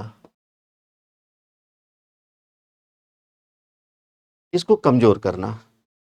और तीसरी बात ये इसके माध्यम से ये भी दिखाना चाहते हैं, कांग्रेस को कह रहे हैं, आरंभिक समय में थोड़ी-सी सहानुभूति दिखाई देती है कांग्रेस के प्रति और बाद के समय में तो उसके प्रति बहुत विरोधी दृष्टिकोण आ जाता है। 1885 में स्थापित होता है, 87 में डफरिन का विरोधी दृष्टिकोण दिखाई देने लगता है कांग्रेस के प्रति। तो वो कह रहे हैं कि ये जो आप राष्ट्रीय आंदोलन चला रहे हैं, राष्ट्र की बात करें, आप तो राष्ट्र हैं ही नहीं। यानी राष्ट्र भारतीय समाज को एक राष्ट्र बनने से रोकना, राष्ट्रवाद में स्पष्ट हमने किया है, बनने से रोकना, कि भारत एक राष्ट्र है ही नहीं। यहाँ तो अलग अलग राष्ट्र हैं और भारत जो है अलग अलग और विरोधी हितों से विरोधी हित रखने वाले लोगों का एक अपना देश है, अलग अलग राष्ट्रीयताओं के लोगों का देश है। एक राष्ट्र तो यहाँ है ही नहीं। कि जिस प्रकार की यूरोपीय अवधारणा थी राष्ट्र के संदर्भ में, राष्ट्रवाद में विस्तार से पढ़ाया है या आप पढ़ेंगे कि एक धर्म आधार हो सकता है, भाषा आधार हो सकता है, क्षेत्र आधार हो सकता है, तो वो यूरोपीय अवधारणा थी। तो भारतीयों को उसी आधार पर इन्होंने बांटने की कोशिश की अपनी इस नीति के माध्यम से, और यह भी काम किया कि एक नया सिद्धांत वो लेकर आए कि चूंकि अलग अलग धर्मों के लोग हैं, अलग अलग हितों के लोग हैं, अलग अलग राष्ट्रीयताओं के लोग हैं, तो इनमें से जो कम संख्या में होंगे, अल्पसंख्यक होंगे, उनको सुरक्षित रखने की जरूरत है। तो यहाँ पर अंग्रेजों ने एक रणनीति के तहत अल्पसंख्यकों को सुरक्षित रखने के सिद्धांत को बहुत बढ़ चढ़ कर प्रतिपादित किया। एक नया सिद्धांत लेकर आते हैं, बोले इनको सुरक्षित रखने की आवश्यकता है। डिवाइड एंड रूल, कैसे राष्ट्रीयता को कमजोर बनाना है, कि धीरे धीरे लोगों को अलग करना है। तो एक सिद्धांत आप और लिख लीजिए, फूट डालो राज करो की नीति के तहत इन्होंने क्या किया कि अल्पसंख्यकों को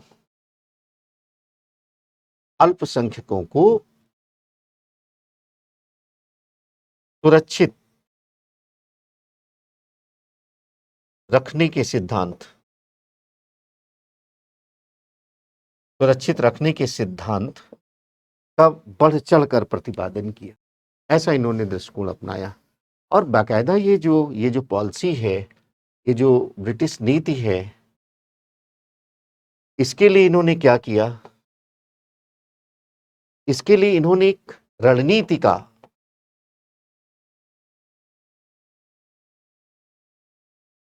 रणनीति इन्होंने बनाई।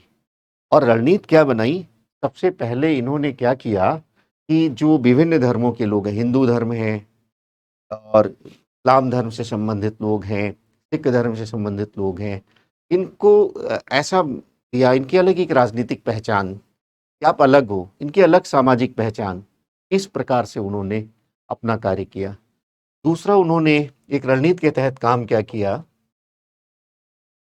कि जो भी संप्रदायवादी संगठन हैं, उन संप्रदायवादी संगठनों के प्रति सहानुभूति रखना, उनके जो नेतृत्व हैं उनके प्रति सहानुभूति रखना, उनकी मांगों को, अगर वो कोई संप्रदायवादी दल कोई मांग रखते हैं तो तुरंत स्वीकार कर लेना, उसके नेतृत्व को तुरंत उस वर्ग के प्रवक्ता के रूप में स्वीकार कर लेना। जैसे मुस्लिम लीग के लोग गए, मुस्लिम दल बनना है, मुस्लिम लीग बनना है, उसको तुरंत मानना, तुरंत मिलने का समय दिया, तुरंत उसको मान्यता दे दी और आगे उसको बढ़ाने का कार्य किया।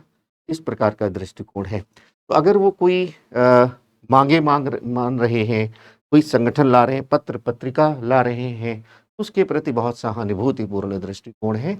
यानी जो संप्रदायवादी हैं, अगला पॉइंट आप लिख लेंगे, के प्रति एक बहुत ही सहानुभूतिपूर्ण दृष्टि, उनको संरक्षण प्रदान करना, उनको रियायतें प्रदान करना। आगे आप देखेंगे कैसे उन्होंने सांप्रदायिक निर्वाचन प्रणाली आगे कैसे उसका विकास किया, और पूरे राष्ट्रीय आंदोलन में देखेंगे इस संप्रदायवादी संगठनों को कैसे वो बहुत महत्व देते चले जा रहे हैं। कुल में सम्मेलन जब होते हैं तो वहाँ पर मुस्लिम लीग के सदस्यों को या जो भी अल्पसंख्यक वर्ग के सदस्य, सबको अलग से आमंत्रित करते हैं, ईसाइयों को अलग से आमंत्रित करते हैं, शेड्यूल दलित वर्ग को अलग से आमंत्रित करते हैं। और ऐसा का पूरा दृष्टिकोण, शिमला कॉन्फ्रेंस होता है तो सब उसमें आते हैं। और जब मुस्लिम लीग कहता है कि नहीं, मुस्लिम सदस्य तो सिर्फ मेरे ही होंगे, कांग्रेस के नहीं होंगे, पंजाब की यूनियनिस्ट पार्टी के भी मुस्लिम सदस्य थे, बोले नहीं इनके भी नहीं होंगे, सिर्फ हमारे होंगे, उसको वेवल मान लेते हैं।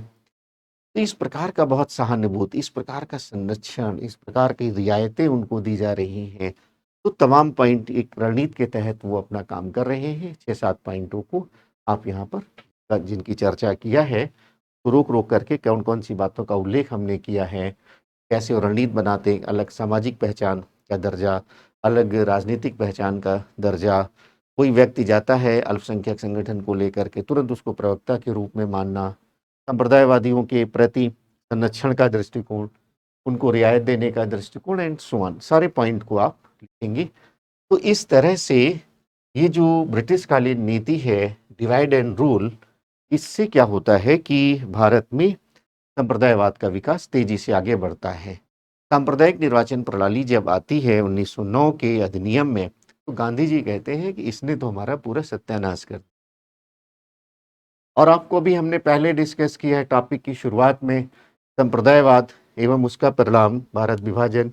उस टॉपिक को जैसे ही हमने आपको बताया है कि जब हम आगे बढ़ते चले जाते हैं राष्ट्रीय आंदोलन में, धीरे धीरे ये कैसे एक धारा के रूप में, एक नकारात्मक धारा के रूप में संप्रदायवाद आगे बढ़ता है। एक ओर तो हमें आज़ादी मिल रही है और दूसरी ओर विभाजन जैसी त्रासदी को भी स्वीकार करना पड़ रहा है। तो इस प्रकार की बात। तीसरी बात जो आप देखेंगे, बहुत ध्यान से समझना है संप्रदायवाद के उद्भव और विकास को। उसमें एक आंदोलन है पुनरुत्थानवादी आंदोलन।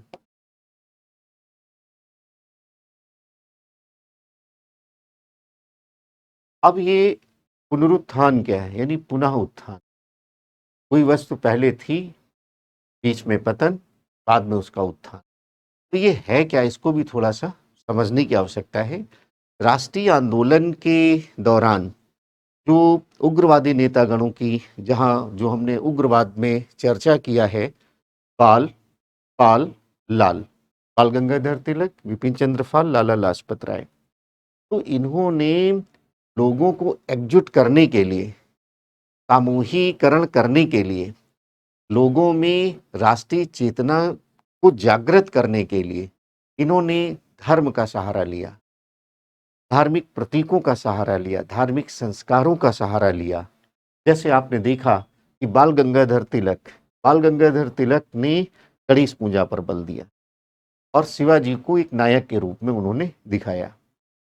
लाला लाजपत राय ने आर्य समाज की गतिविधियों में बहुत बढ़ चढ़ कर के हिस्सेदारी की।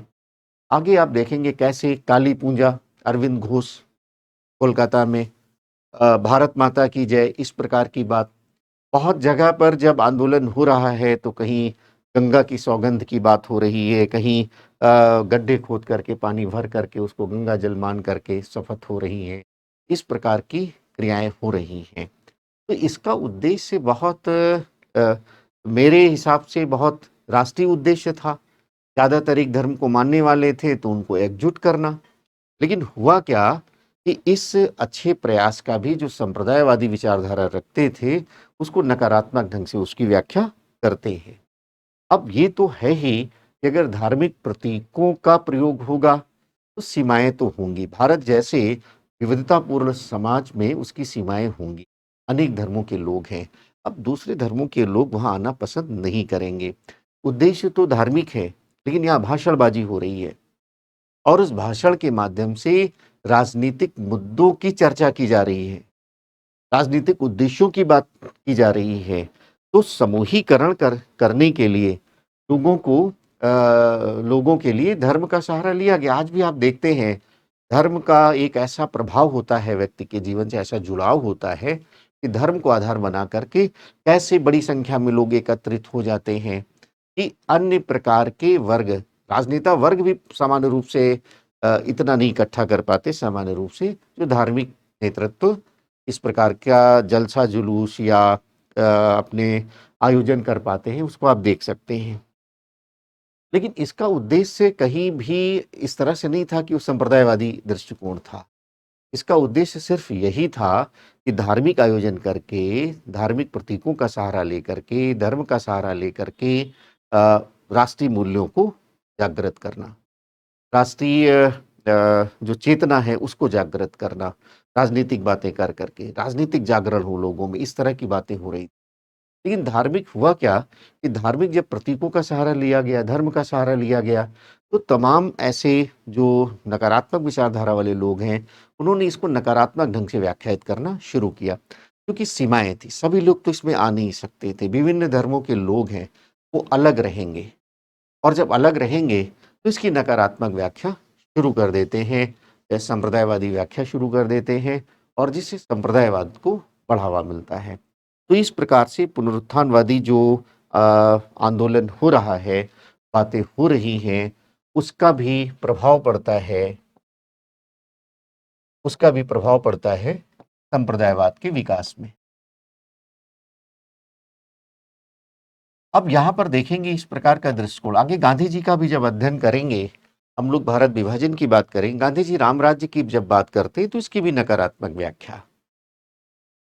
संप्रदायवादी कहते हैं देखो वो तो हिंदू राज्य की बात कर रहे हैं, हिंदू राष्ट्र की बात कर रहे हैं, तो हमारे लिए भी एक मुस्लिम राष्ट्र होना चाहिए, वो तो राम राज्य की बात कर रहे हैं, राम राज्य का आशय क्या है? यानी उसके भाव, उसके पीछे की मंशा को समझने का प्रयास नहीं है। उसका शब्द की व्याख्या करके राम चूंकि हिंदुओं के आराध्य देव हैं, इसलिए वो हिंदू राष्ट्र लाना चाहते हैं और हम इस हमारे लिए भी एक अलग राष्ट्र होना चाहिए। जब वो गाय की बात करते हैं, उसकी भी इसी तरह से व्याख्या होती है। वंदे मातरम की नकारात्मक ढंग से व्याख्या होने लगी, भारत माता की जय की नकारात्मक ढंग से व्याख्या होने लगी। तो आगे आप देखेंगे कि संप्रदायवादियों ने इन धार्मिक प्रतीकों का भी इस प्रकार से प्रयोग किया और जब ये एक एक जैसे एक वर्ग ऐसी बात करने लगता है तो दूसरा भी उसका जवाब देने लगता है और दूसरे भी संप्रदायवादी बढ़ जाते हैं। अब उधर ये बात हो रही, इधर दूसरी धारा शुरू हुई और एक संप्रदायवादी तो उसका जवाब दूसरा देने लगता है। और भारतीय संदर्भ में अक्सर इस बात की चर्चा होती है कि पहले मुस्लिम सांप्रदायिकता आई या पहले हिंदू सांप्रदायिकता आई। एक बड़ा कठिन प्रश्न सा हो जाता है और इसका जवाब देना बड़ा मुश्किल हो जाता है क्योंकि हिंदू संप्रदायवादी ये कहता है कि भाई हम तो ऐसी बात सोचते ही नहीं हैं, सामने वाले ऐसा सोच रहे इसलिए मैं ऐसी बात कह रहा हूं, मैं तो उनका उत्तर दे रहा हूं। और मुस्लिम संप्रदायवादी यही बात कहता है कि भाई हम तो बिल्कुल ऐसी बात करना ही नहीं चाहते हैं, हम तो बिल्कुल अच्छे आदमी हैं और वो सामने वाले ऐसी बात कह रहे हैं इसलिए हम ऐसी बात कर रहे हैं।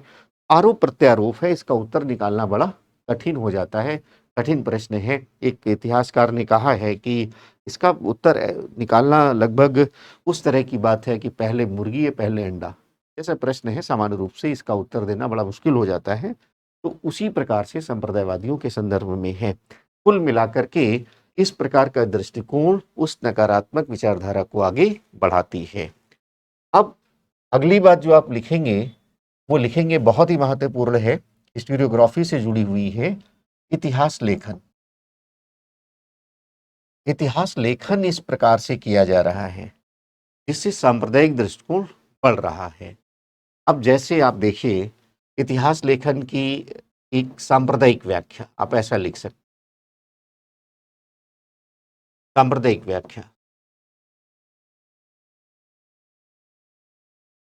इतिहास का जो अध्ययन है, इतिहास तो एक धारा है, एक बहाव है, समय बढ़ रहा है, आज वर्तमान है, हम आपको संबोधित कर रहे हैं। कल की तिथि में जब आप इस क्लास का को देखेंगे, इतिहास बन चुकी होगी कि सर ने कल पढ़ाया था वो अतीत की बात है। और जब लंबे समय में जो मानव सभ्यता का उद्भव विकास, वहाँ से हम कहानी पूरी पढ़ते हैं मानव के उद्भव और विकास की, यानी अतीत का जब हम अध्ययन करते हैं तो एक वही इतिहास जिसको हम सामान्य रूप से समझते हैं। अब इसकी व्याख्या कैसे करनी है, इसकी व्याख्या कैसे करनी है, तो ये तो निर्भर करता है इतिहासकार पर। इतिहासकार का जैसा दृष्टिकोण होगा वैसे उसको चीजें दिखेंगी। इसीलिए कहते हैं इतिहास जो है वो अतीत और वर्तमान के मध्य एक संवाद है, एक निरंतर चलने वाला संवाद है। अतीत की घटनाएं हैं लेकिन अध्ययन करने वाला कौन है, वो वर्तमान से जुड़ा हुआ है, उसकी समझ वर्तमान की है, वो वर्तमान में शिक्षित है। इसीलिए कहते हैं कि अतीत और वर्तमान का ये संवाद है। घटनाएं अतीत की हैं, अध्ययन करने वाला वर्तमान से जुड़ा हुआ है और ये निरंतर संवाद हो रहा है। अब वर्तमान में जैसे हम उसको देखना चाहेंगे और सामान्य रूप से इतिहासकार तो निष्पक्ष होना चाहिए, लेकिन होना चाहिए, होता है या नहीं अलग बात हो जाती है। और हमने जैसे आरंभ में ही चर्चा किया है भारत विभाजन के विभिन्न दृष्टिकोणों में संप्रदायवादी वो अपने हितों को सुरक्षित रखना चाहते हैं, जो राष्ट्रवादी होगा उनका जो प्रत्युत्तर हो रहा है वो कहते हैं नहीं नहीं नहीं क्या आप बात कर रहे हैं, आप ऐसी बात कर रहे हैं, नहीं नहीं ऐसा नहीं, हमारे यहाँ तो ऐसा है। और ऐसा है कि चक्कर में कुछ बढ़ा चढ़ाकर भी दिखा रहे हैं और बढ़ा चढ़ाकर के बातें कर रहे हैं। गुप्त काल की महत्वपूर्ण उपलब्धियां तो हैं, तो उसकी बहुत ज़्यादा बखान और साम्राज्य को ज़्यादा बखान, यानी राष्ट्रवाद के प्रभाव में कुछ ऐसे ऐसी संकीर्णताओं को, ऐसी सीमाओं को जो हमारे समाज में हैं, उसको भी ढक लेते हैं और बढ़ा चढ़ा करके बात कहते हैं। इस प्रकार की बात शुरू हो जाती है। फिर चूँकि राष्ट्र पर बल देना है, उसी में से कुछ लोग संप्रदायवादी भी हो जाते हैं, धर्म के आधार पर व्याख्याएँ करने लगते हैं। एक समस्या रही है इतिहास में। इतिहास का जो ये बहाव है, इसको अध्ययन की दृष्टि से, अध्ययन की सुविधा की दृष्टि से भागों में बाँटा गया। तो अंग्रेज़ों ने क्या किया, एक नाम आप पढ़ते हैं जेम्स मिल का, ध्यान से समझिएगा, जेम्स मिल का नाम पढ़ते हैं आप। इन्होंने इतिहास का जब काल विभाजन किया, तो कहा कि एक प्राचीन काल है,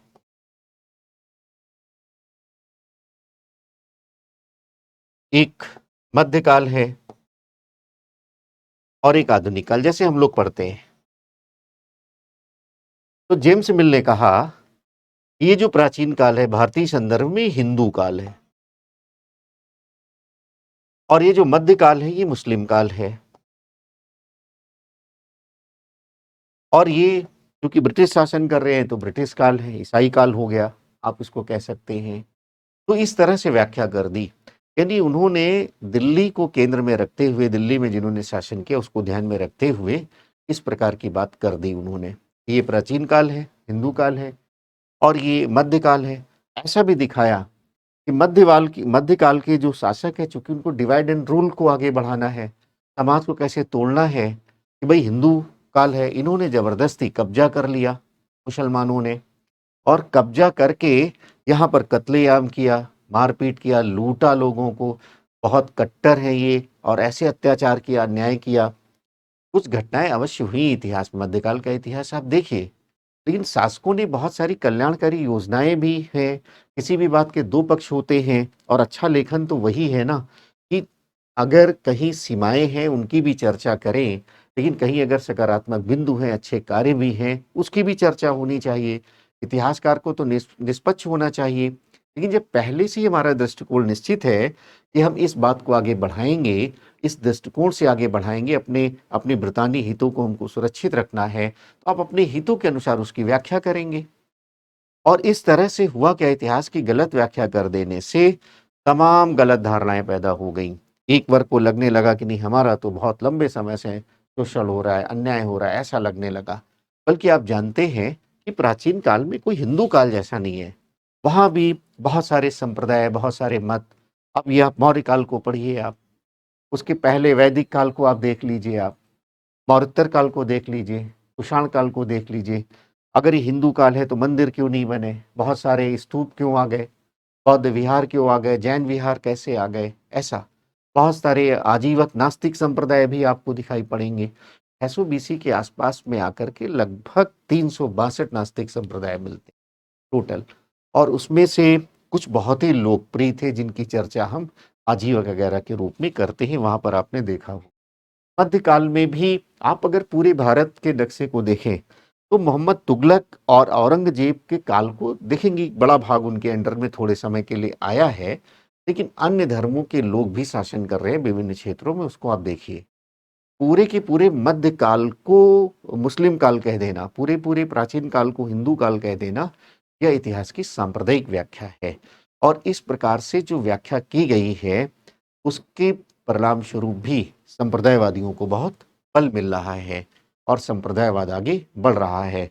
आप देखिए, जब आगे मुस्लिम सांप्रदायिकता बढ़ती है, एक अलग राष्ट्र बनने की बात होती है, तो बहुत सारे, चूंकि 1946 का चुनाव ये कहता है कि अधिकांश जो मुस्लिम हैं वो उसके समर्थक हो गए थे।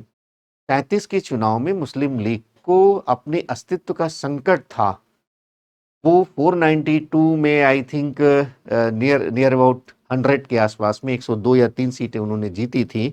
बहुत कम उनका अस्तित्व का भी संकट था। ज़्यादातर जो है सीटें जीती कांग्रेस ने। लेकिन जब 46 का चुनाव होता है तो 46 के चुनाव में 90% के आसपास सीटें मुस्लिम लीग जीत जाती है। तो इस प्रकार का दृष्टिकोण। तो जब अलग राष्ट्र का दृष्टिकोण हो रहा था तो सांप्रदायिक व्याख्या के तहत कुछ लोग ऐसे भी थे वो अलग राष्ट्र का विरोध भी कर रहे थे। कुछ ऐसे हैं विरोध करने वालों में भी दो वर्ग आप उनको बना सकते हैं। एक तो राष्ट्रीय मूल्यों से जो युक्त थे, राष्ट्रीय एकीकरण पर विश्वास करते थे, हिंदू मुस्लिम एकता पर विश्वास करते थे। उत्तर पश्चिम क्षेत्र में भी बहुत सारा जो है मुस्लिम लीग को समर्थन नहीं मिला। जो आज पाकिस्तान का क्षेत्र है, उत्तर पश्चिमी सीमा प्रांत, जहाँ सीमांत गांधी काम कर रहे थे, वहाँ नहीं मिला। एक तो वो वर्ग है जो आधुनिक विचारधारा से है, कांग्रेस की विचारधारा से है, लोकतांत्रिक मूल्यों पर जिसको विश्वास है, हिंदू मुस्लिम एकता पर विश्वास है, वो सहमत नहीं थे। एक वर्ग ऐसा भी था और एक वर्ग ऐसा भी था जो कट्टरपंथी व्याख्या कर रहा था। वो कह रहा था कि भाई वो उसको ये पढ़ा हुआ है उसने, और वो कह रहा है कि भाई ये पूरा भारत तो मेरा ही है, आप छोटा सा क्यों ले रहे हो पाकिस्तान के रूप में, हमको तो पूरा चाहिए। ऐसा दृष्टिकोण भी लोगों का था। ऐसी कभी कभी उसकी झलक कहीं कहीं एक आध ऐसे शब्द सुनाई पड़ जाते हैं, यदा कदा आप देखते ही हैं सामाजिक जीवन में। इस प्रकार का भी दृष्टिकोण इनको है। तो ये सांप्रदायिक व्याख्या जो है ये संप्रदायवाद को बहुत तेजी से आगे बढ़ाती है, बहुत उसको मजबूत बनाती है।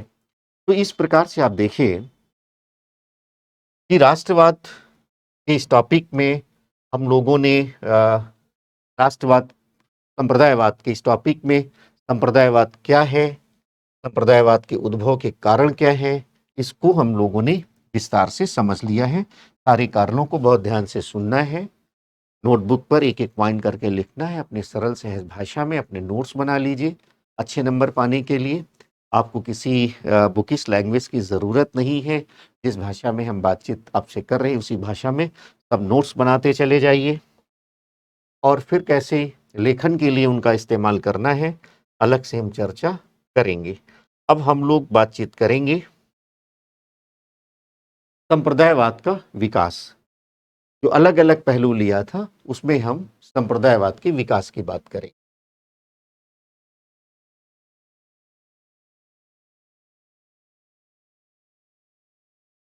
ये जो विकास है इसको भी हम लोग चरणों में देखेंगे।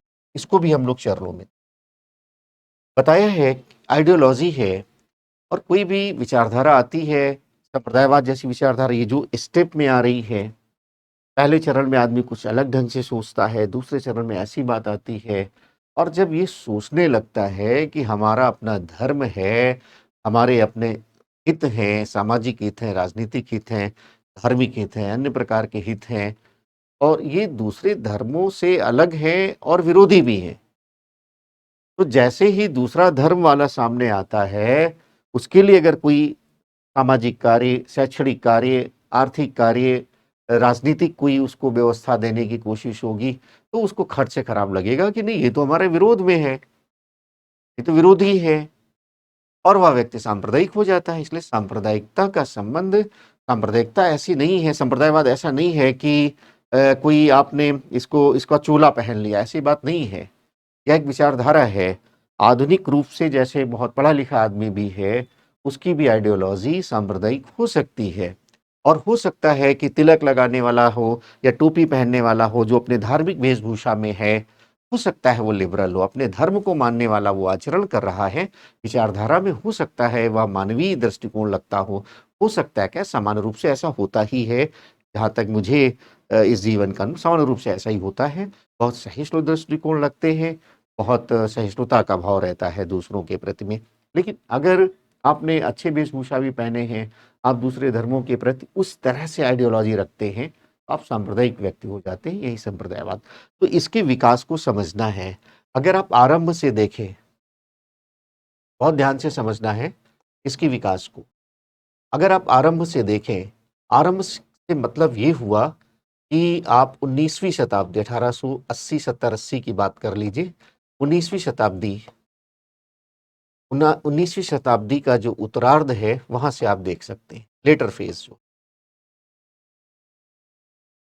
1880 से कह लीजिए, एक ओर राष्ट्रीय आंदोलन बढ़ रहा है, फ्रीडम स्ट्रगल शुरू हो रहा है कांग्रेस के नेतृत्व में संगठित तरीके से, और पहले भी राष्ट्रीय आंदोलन का राष्ट्रवाद का प्रभाव दिखाई पड़ रहा है। राष्ट्रवाद का मतलब आप ऐसे समझिए जहां उपनिवेशवाद विरोधी चेतना दिखाई दे, तो वो हमको नागरिक विद्रोहों में भी है, आदिवासियों के विद्रोहों में भी है, 1857 के विद्रोह में भी हमको दिखाई पड़ा, और सामाजिक धार्मिक सुधार आंदोलनों को हम लोगों ने देखा है कि कैसे वह भी उपनिवेशवादी विरोधी जो चेतना है उसी की सामाजिक प्रतिक्रिया है, उसी की सांस्कृतिक प्रतिक्रिया है, ये हमने देखा। किसान आंदोलन एंड सो ऑन, तमाम बातें हम लोगों ने की है।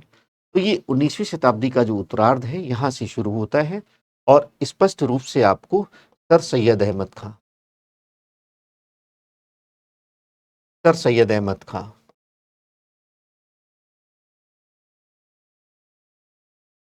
उन्होंने जो राष्ट्रीय आंदोलन चल रहा था उसका विरोध किया, और अलीगढ़ आंदोलन जो है वो भारतीय राष्ट्रीय कांग्रेस के विरोध में था, और बनारस के राजा जो शिव प्रसाद थे उनके साथ मिल करके इन्होंने इंडियन पैट्रियाटिक एसोसिएशन जैसी संस्था बनाई, और भारतीय राजभक्त संघ, यानी भारतीय जो राजा है, भारत का राजा ब्रिटिश का राजा था, उसके प्रति एक भक्त की बात की, और इसका उद्देश्य वही हमने बताया, सुविधाएं लेना, पदों को पाना, इस प्रकार का दृष्टिकोण, नौकरियों को पाना, इस प्रकार का दृष्टिकोण हो जाता है। और ये संप्रदायवाद में के उद्भव विकास में ऐसा नहीं एक तरफा था, उधर धीरे धीरे हिंदू सांप्रदायवादी भी होते हैं, हिंदू महासभा बनती है, और वो भी कुछ इस प्रकार का दृष्टिकोण, लेकिन उनको उस प्रकार से सफलता नहीं मिल रही है। 37 के चुनाव की जब हम बात करेंगे तो 37 में मुस्लिम लीग की भी हालत बहुत खराब थी, कोई समर्थन नहीं था उनको, मुस्लिम लीग को, और उनसे भी खराब हालत थी हिंदू संप्रदायवादियों को, कोई पूछा ही नहीं, बहुत रेयरली उनको कहीं एक आध जगह पर उनको समर्थन दिखाई देता है। और आगे लेकिन जिस तरह से मुस्लिम सांप्रदायिकता बढ़ रही है उसी तरह से हिंदू सांप्रदायिकता भी बढ़ रही है, यद्यपि उसका आवेग अलग राष्ट्र को लेकर के कुछ ज़्यादा था, और जिसका परिणाम होता है 46 का चुनाव और वहाँ भारी सफलता और एक अलग राष्ट्र का बनना पाकिस्तान के रूप में, वह हमने देखा। तो इस तरह से हुआ, और ये जो विकास होता है इसका विकास आप 1920 तक देख सकते, आरंभ से लेकर के जो विकास है, इस चरण में जो विकास हो रहा है संप्रदायवाद का, वहां पर क्या है कि सामान्य रूप से नॉर्मल जीवन जैसे चल रहा है।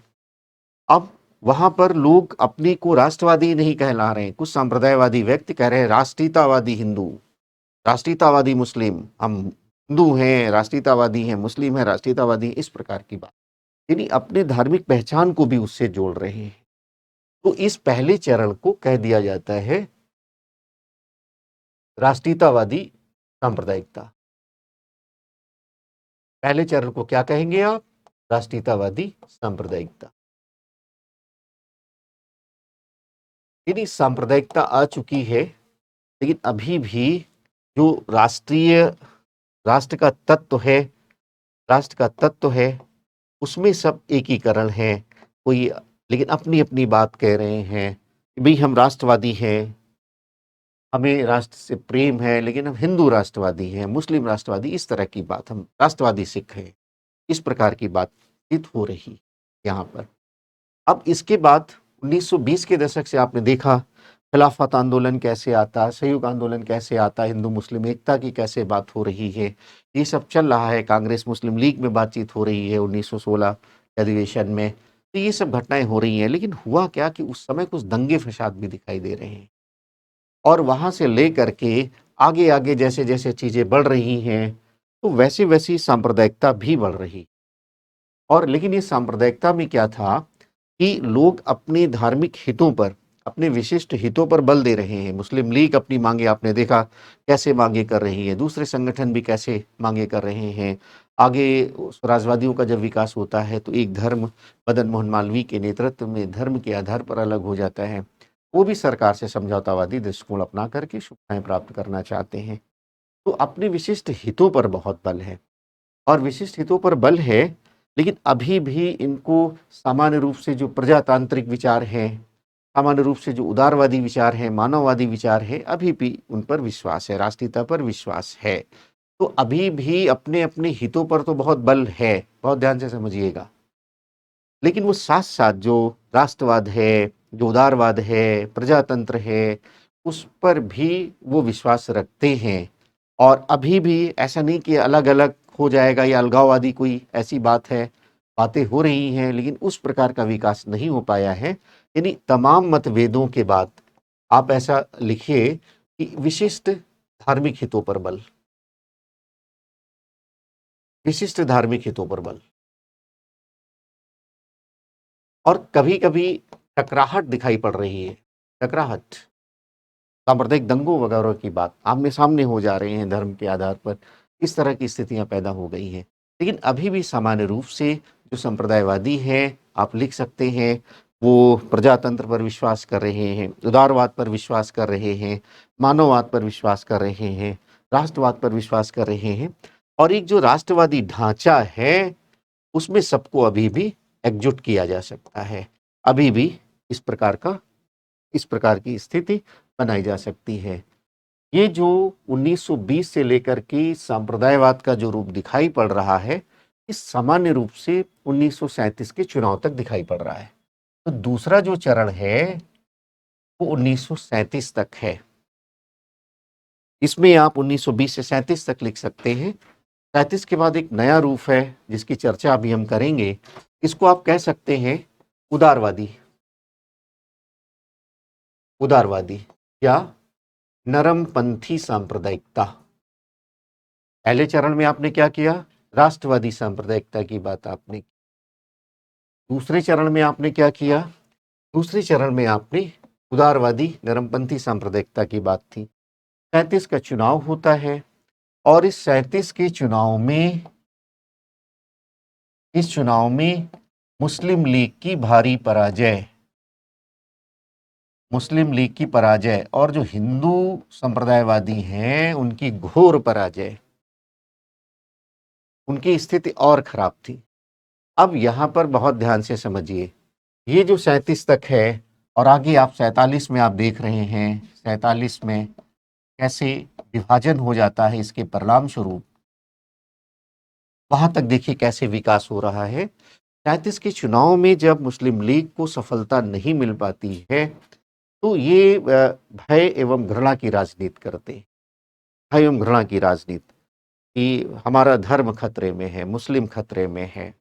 संप्रदायवादी सामान्य रूप से ऐसी ही बात करेंगे, हिंदू संप्रदायवादी भी इस प्रकार की बात करेंगे कि हमारा धर्म खतरे में है, संप्रदायवाद का विकास पढ़ रहे हैं। और दोनों तरह की सांप्रदायिकता यहाँ पर आ चुकी हैं। तो हम धर्म खतरे में है, धीरे करके इस भय घृणा की राजनीति को आगे बढ़ाते हैं और आगे चल करके आप देखेंगे कि धीरे-धीरे ये जो सांप्रदायिक विचारधारा है, ये अलग राष्ट्र की मांग से जुड़ जाती है। जैसे आप जानते हैं कि पाकिस्तान का भाव, इकबाल के मस्तिष्क में पहले पाकिस्तान का भाव तो नहीं था। चौधरी रहमत अली के मन में पहली बार पाकिस्तान का शब्द आया। पाकिस्तान आंदोलन में हम लोग विस्तार से बात करेंगे, भारत विभाजन के समय में। और इकबाल का जो मन है, वो पहली बार आया अलग एक राष्ट्र के बारे में। हाल में आपने देखा कि डीयू से इकबाल का चैप्टर इसी आधार पे हटाया गया है। निसंदेह वो पहले तो राष्ट्रवादी थे, लेकिन बाद में उनका जिस प्रकार से संप्रदायवादी दृष्टिकोण विकसित हुआ, अब आधुनिक भारत में पढ़ाया जाना प्रासंगिक है, ऐसी बात वहाँ के वाइस चांसलर ने बोली है। तो उनके मन में ही पहली बार अलग राष्ट्र की बात हुई है। 33 में जाकर के कैम्ब्रिज यूनिवर्सिटी के एक छात्र थे चौधरी रहमत अली, उन्होंने एक लेख लिखा और उस लेख का नाम ही था नाउ एंड नेवर, अभी या कभी नहीं, ऐसी बात उन्होंने की। और 37 के चुनाव में फिर इसको आधार बना करके मुस्लिम लीग आगे बढ़ती है, भय घृणा की राजनीति आगे। अब संप्रदायवादी जो विचारधारा है, ये बिल्कुल धीरे आगे बढ़ती है और आगे चल करके 37 के बाद इसका व्यापक समर्थन मिलता है। यानी 40 तक आते आते देख लिया कि व्यापक समर्थन, और मुस्लिम लीग ने भी 40 में पहली बार पाकिस्तान की मांग रख दी। पश्चिमी पाकिस्तान था, क्योंकि वहाँ मुस्लिम बहुसंख्यक थी। चौधरी रहमत अली के कॉन्सेप्ट में, पाकिस्तान के शब्द में, पी फॉर पंजाब था, ए फॉर अफगान का मतलब नॉर्थ वेस्ट प्रोविंस का जो इलाका है, तो पाकिस्तान में कुछ सारे क्षेत्र, पाकिस्तान तो पी फॉर पंजाब था। अफगान जो लिया उन्होंने नॉर्थ वेस्ट प्रोविंस के लिए लिया था। के फॉर कश्मीर लिया था। आई को अच्छा बनाने के लिए उन्होंने यूज कर लिया, इसका कोई मतलब नहीं था। एस फॉर सिंध था। और तान का मतलब बलूचिस्तान से तान लिया था। इस प्रकार से शब्द उन्होंने लिया था। तो वहाँ पर ये व्यापक अपना समर्थन मिलता है इनको। और ये पाकिस्तान की मांग जब 40 में करते हैं तो ये वाला इलाका है, अभी इसमें बंगाल वाला इलाका नहीं है, आसाम वाला इलाका नहीं है। बाद में जाकर के जब बहुत बढ़ जाता है, ये संप्रदायवाद बहुत बढ़ जाता है और उनको लगता है कि मुस्लिम आकांक्षाएं भी अलग राष्ट्र के लिए अब बहुत ज़्यादा हो चुकी हैं, तो उन्होंने उस क्षेत्र को भी इसमें जोड़ लिया, जो बाद में बांग्लादेश के रूप में अलग राष्ट्र बना। यानी द्विराष्ट्र सिद्धांत के आधार पर जो पाकिस्तान बना था, धर्म को आधार बना करके, वहीं से इसका खंडन हो जाता है कि ये थ्योरी ही गलत थी। धर्म के आधार पर एकता की अपनी सीमाएं हैं, ये अपने आप में बांग्लादेश का बनना इसका उदाहरण है। अब ये व्यापक समर्थन इसको मिलता है, और व्यापक समर्थन का मतलब है कि संप्रदायवाद एक जन आंदोलन सा बन जाता है, जन आंदोलन, और ये बिल्कुल अपनी पराकाष्ठा पर आ जाता है, जिसका परिणाम होता है भारत विभाजन। एक जैसी काल होती है, प्रत्यक्ष कार्रवाई के संदर्भ में आपने देखा कि हम लड़कर लेंगे अलग पाकिस्तान, ऐसी जब बातें होने लगी तो सांप्रदायिकता इतना ज्वार पर थी कि जगह जगह लोग निकल आते, सांप्रदायिक दंगे पूरे देश में शुरू हो जाते हैं। तो ये है पूरा संप्रदायवाद का उद्भव विकास, कैसे 19वीं शताब्दी के उत्तरार्ध से शुरू होता है और कैसे 40 के दशक में 42 से 44 तक आते आते 46 तक आते आते यह एक जन आंदोलन का रूप धारण कर लेती है। ये जो तीसरे चरण में सांप्रदायिकता आई है, इसको हम कहते हैं उग्रपंथी सांप्रदायिकता या फांसीवादी। जहाँ लड़ने की बात है, झगड़ने की बात है, फांसीवादी, फांसीवादी युद्ध नहीं, फांसीवादी एक विचारधारा है, वर्ल्ड हिस्ट्री में हम लोग पढ़ेंगे। युद्ध की बात करता है, उग्र राष्ट्रीयता की बात करता है, फांसीवादी या उग्रपंथी सांप्रदायिकता। तो सांप्रदायिकता के विकास को आप इस तरह से देखेंगे। पहले चरण को राष्ट्रीयतावादी सांप्रदायिकता, दूसरे चरण को हम नरमपंथी सांप्रदायिकता, ये सब आप इसको लिख लेंगे, उदारवादी सांप्रदायिकता। और आगे के चरण में 37 के बाद जो सांप्रदायिकता का विकास होता है, संप्रदायवाद का विकास होता है, उसको हम उग्रपंथी सांप्रदायिकता या फांसीवादी सांप्रदायिकता कह सकते हैं। तो ये टॉपिक सामान्य रूप से आपको ऐसे समझना है। इसके आए हुए प्रश्नों पर हम लोग डिस्कस करेंगे। आए हुए प्रश्नों को हम लोग डिस्कस करेंगे। तो ये संप्रदायवाद का पूरा टॉपिक हो जाता है। इसके बाद जो है, इसके सारे पहलुओं को हम लोगों ने देख लिया है, क्या विचारधारा है, कैसे उद्भव है, कैसे विकास है। और इसके बाद हम लोग भारत विभाजन का विस्तार से अध्ययन करेंगे, उन पहलुओं के साथ जिन पहलुओं की चर्चा अभी हमने इस क्लास में की है।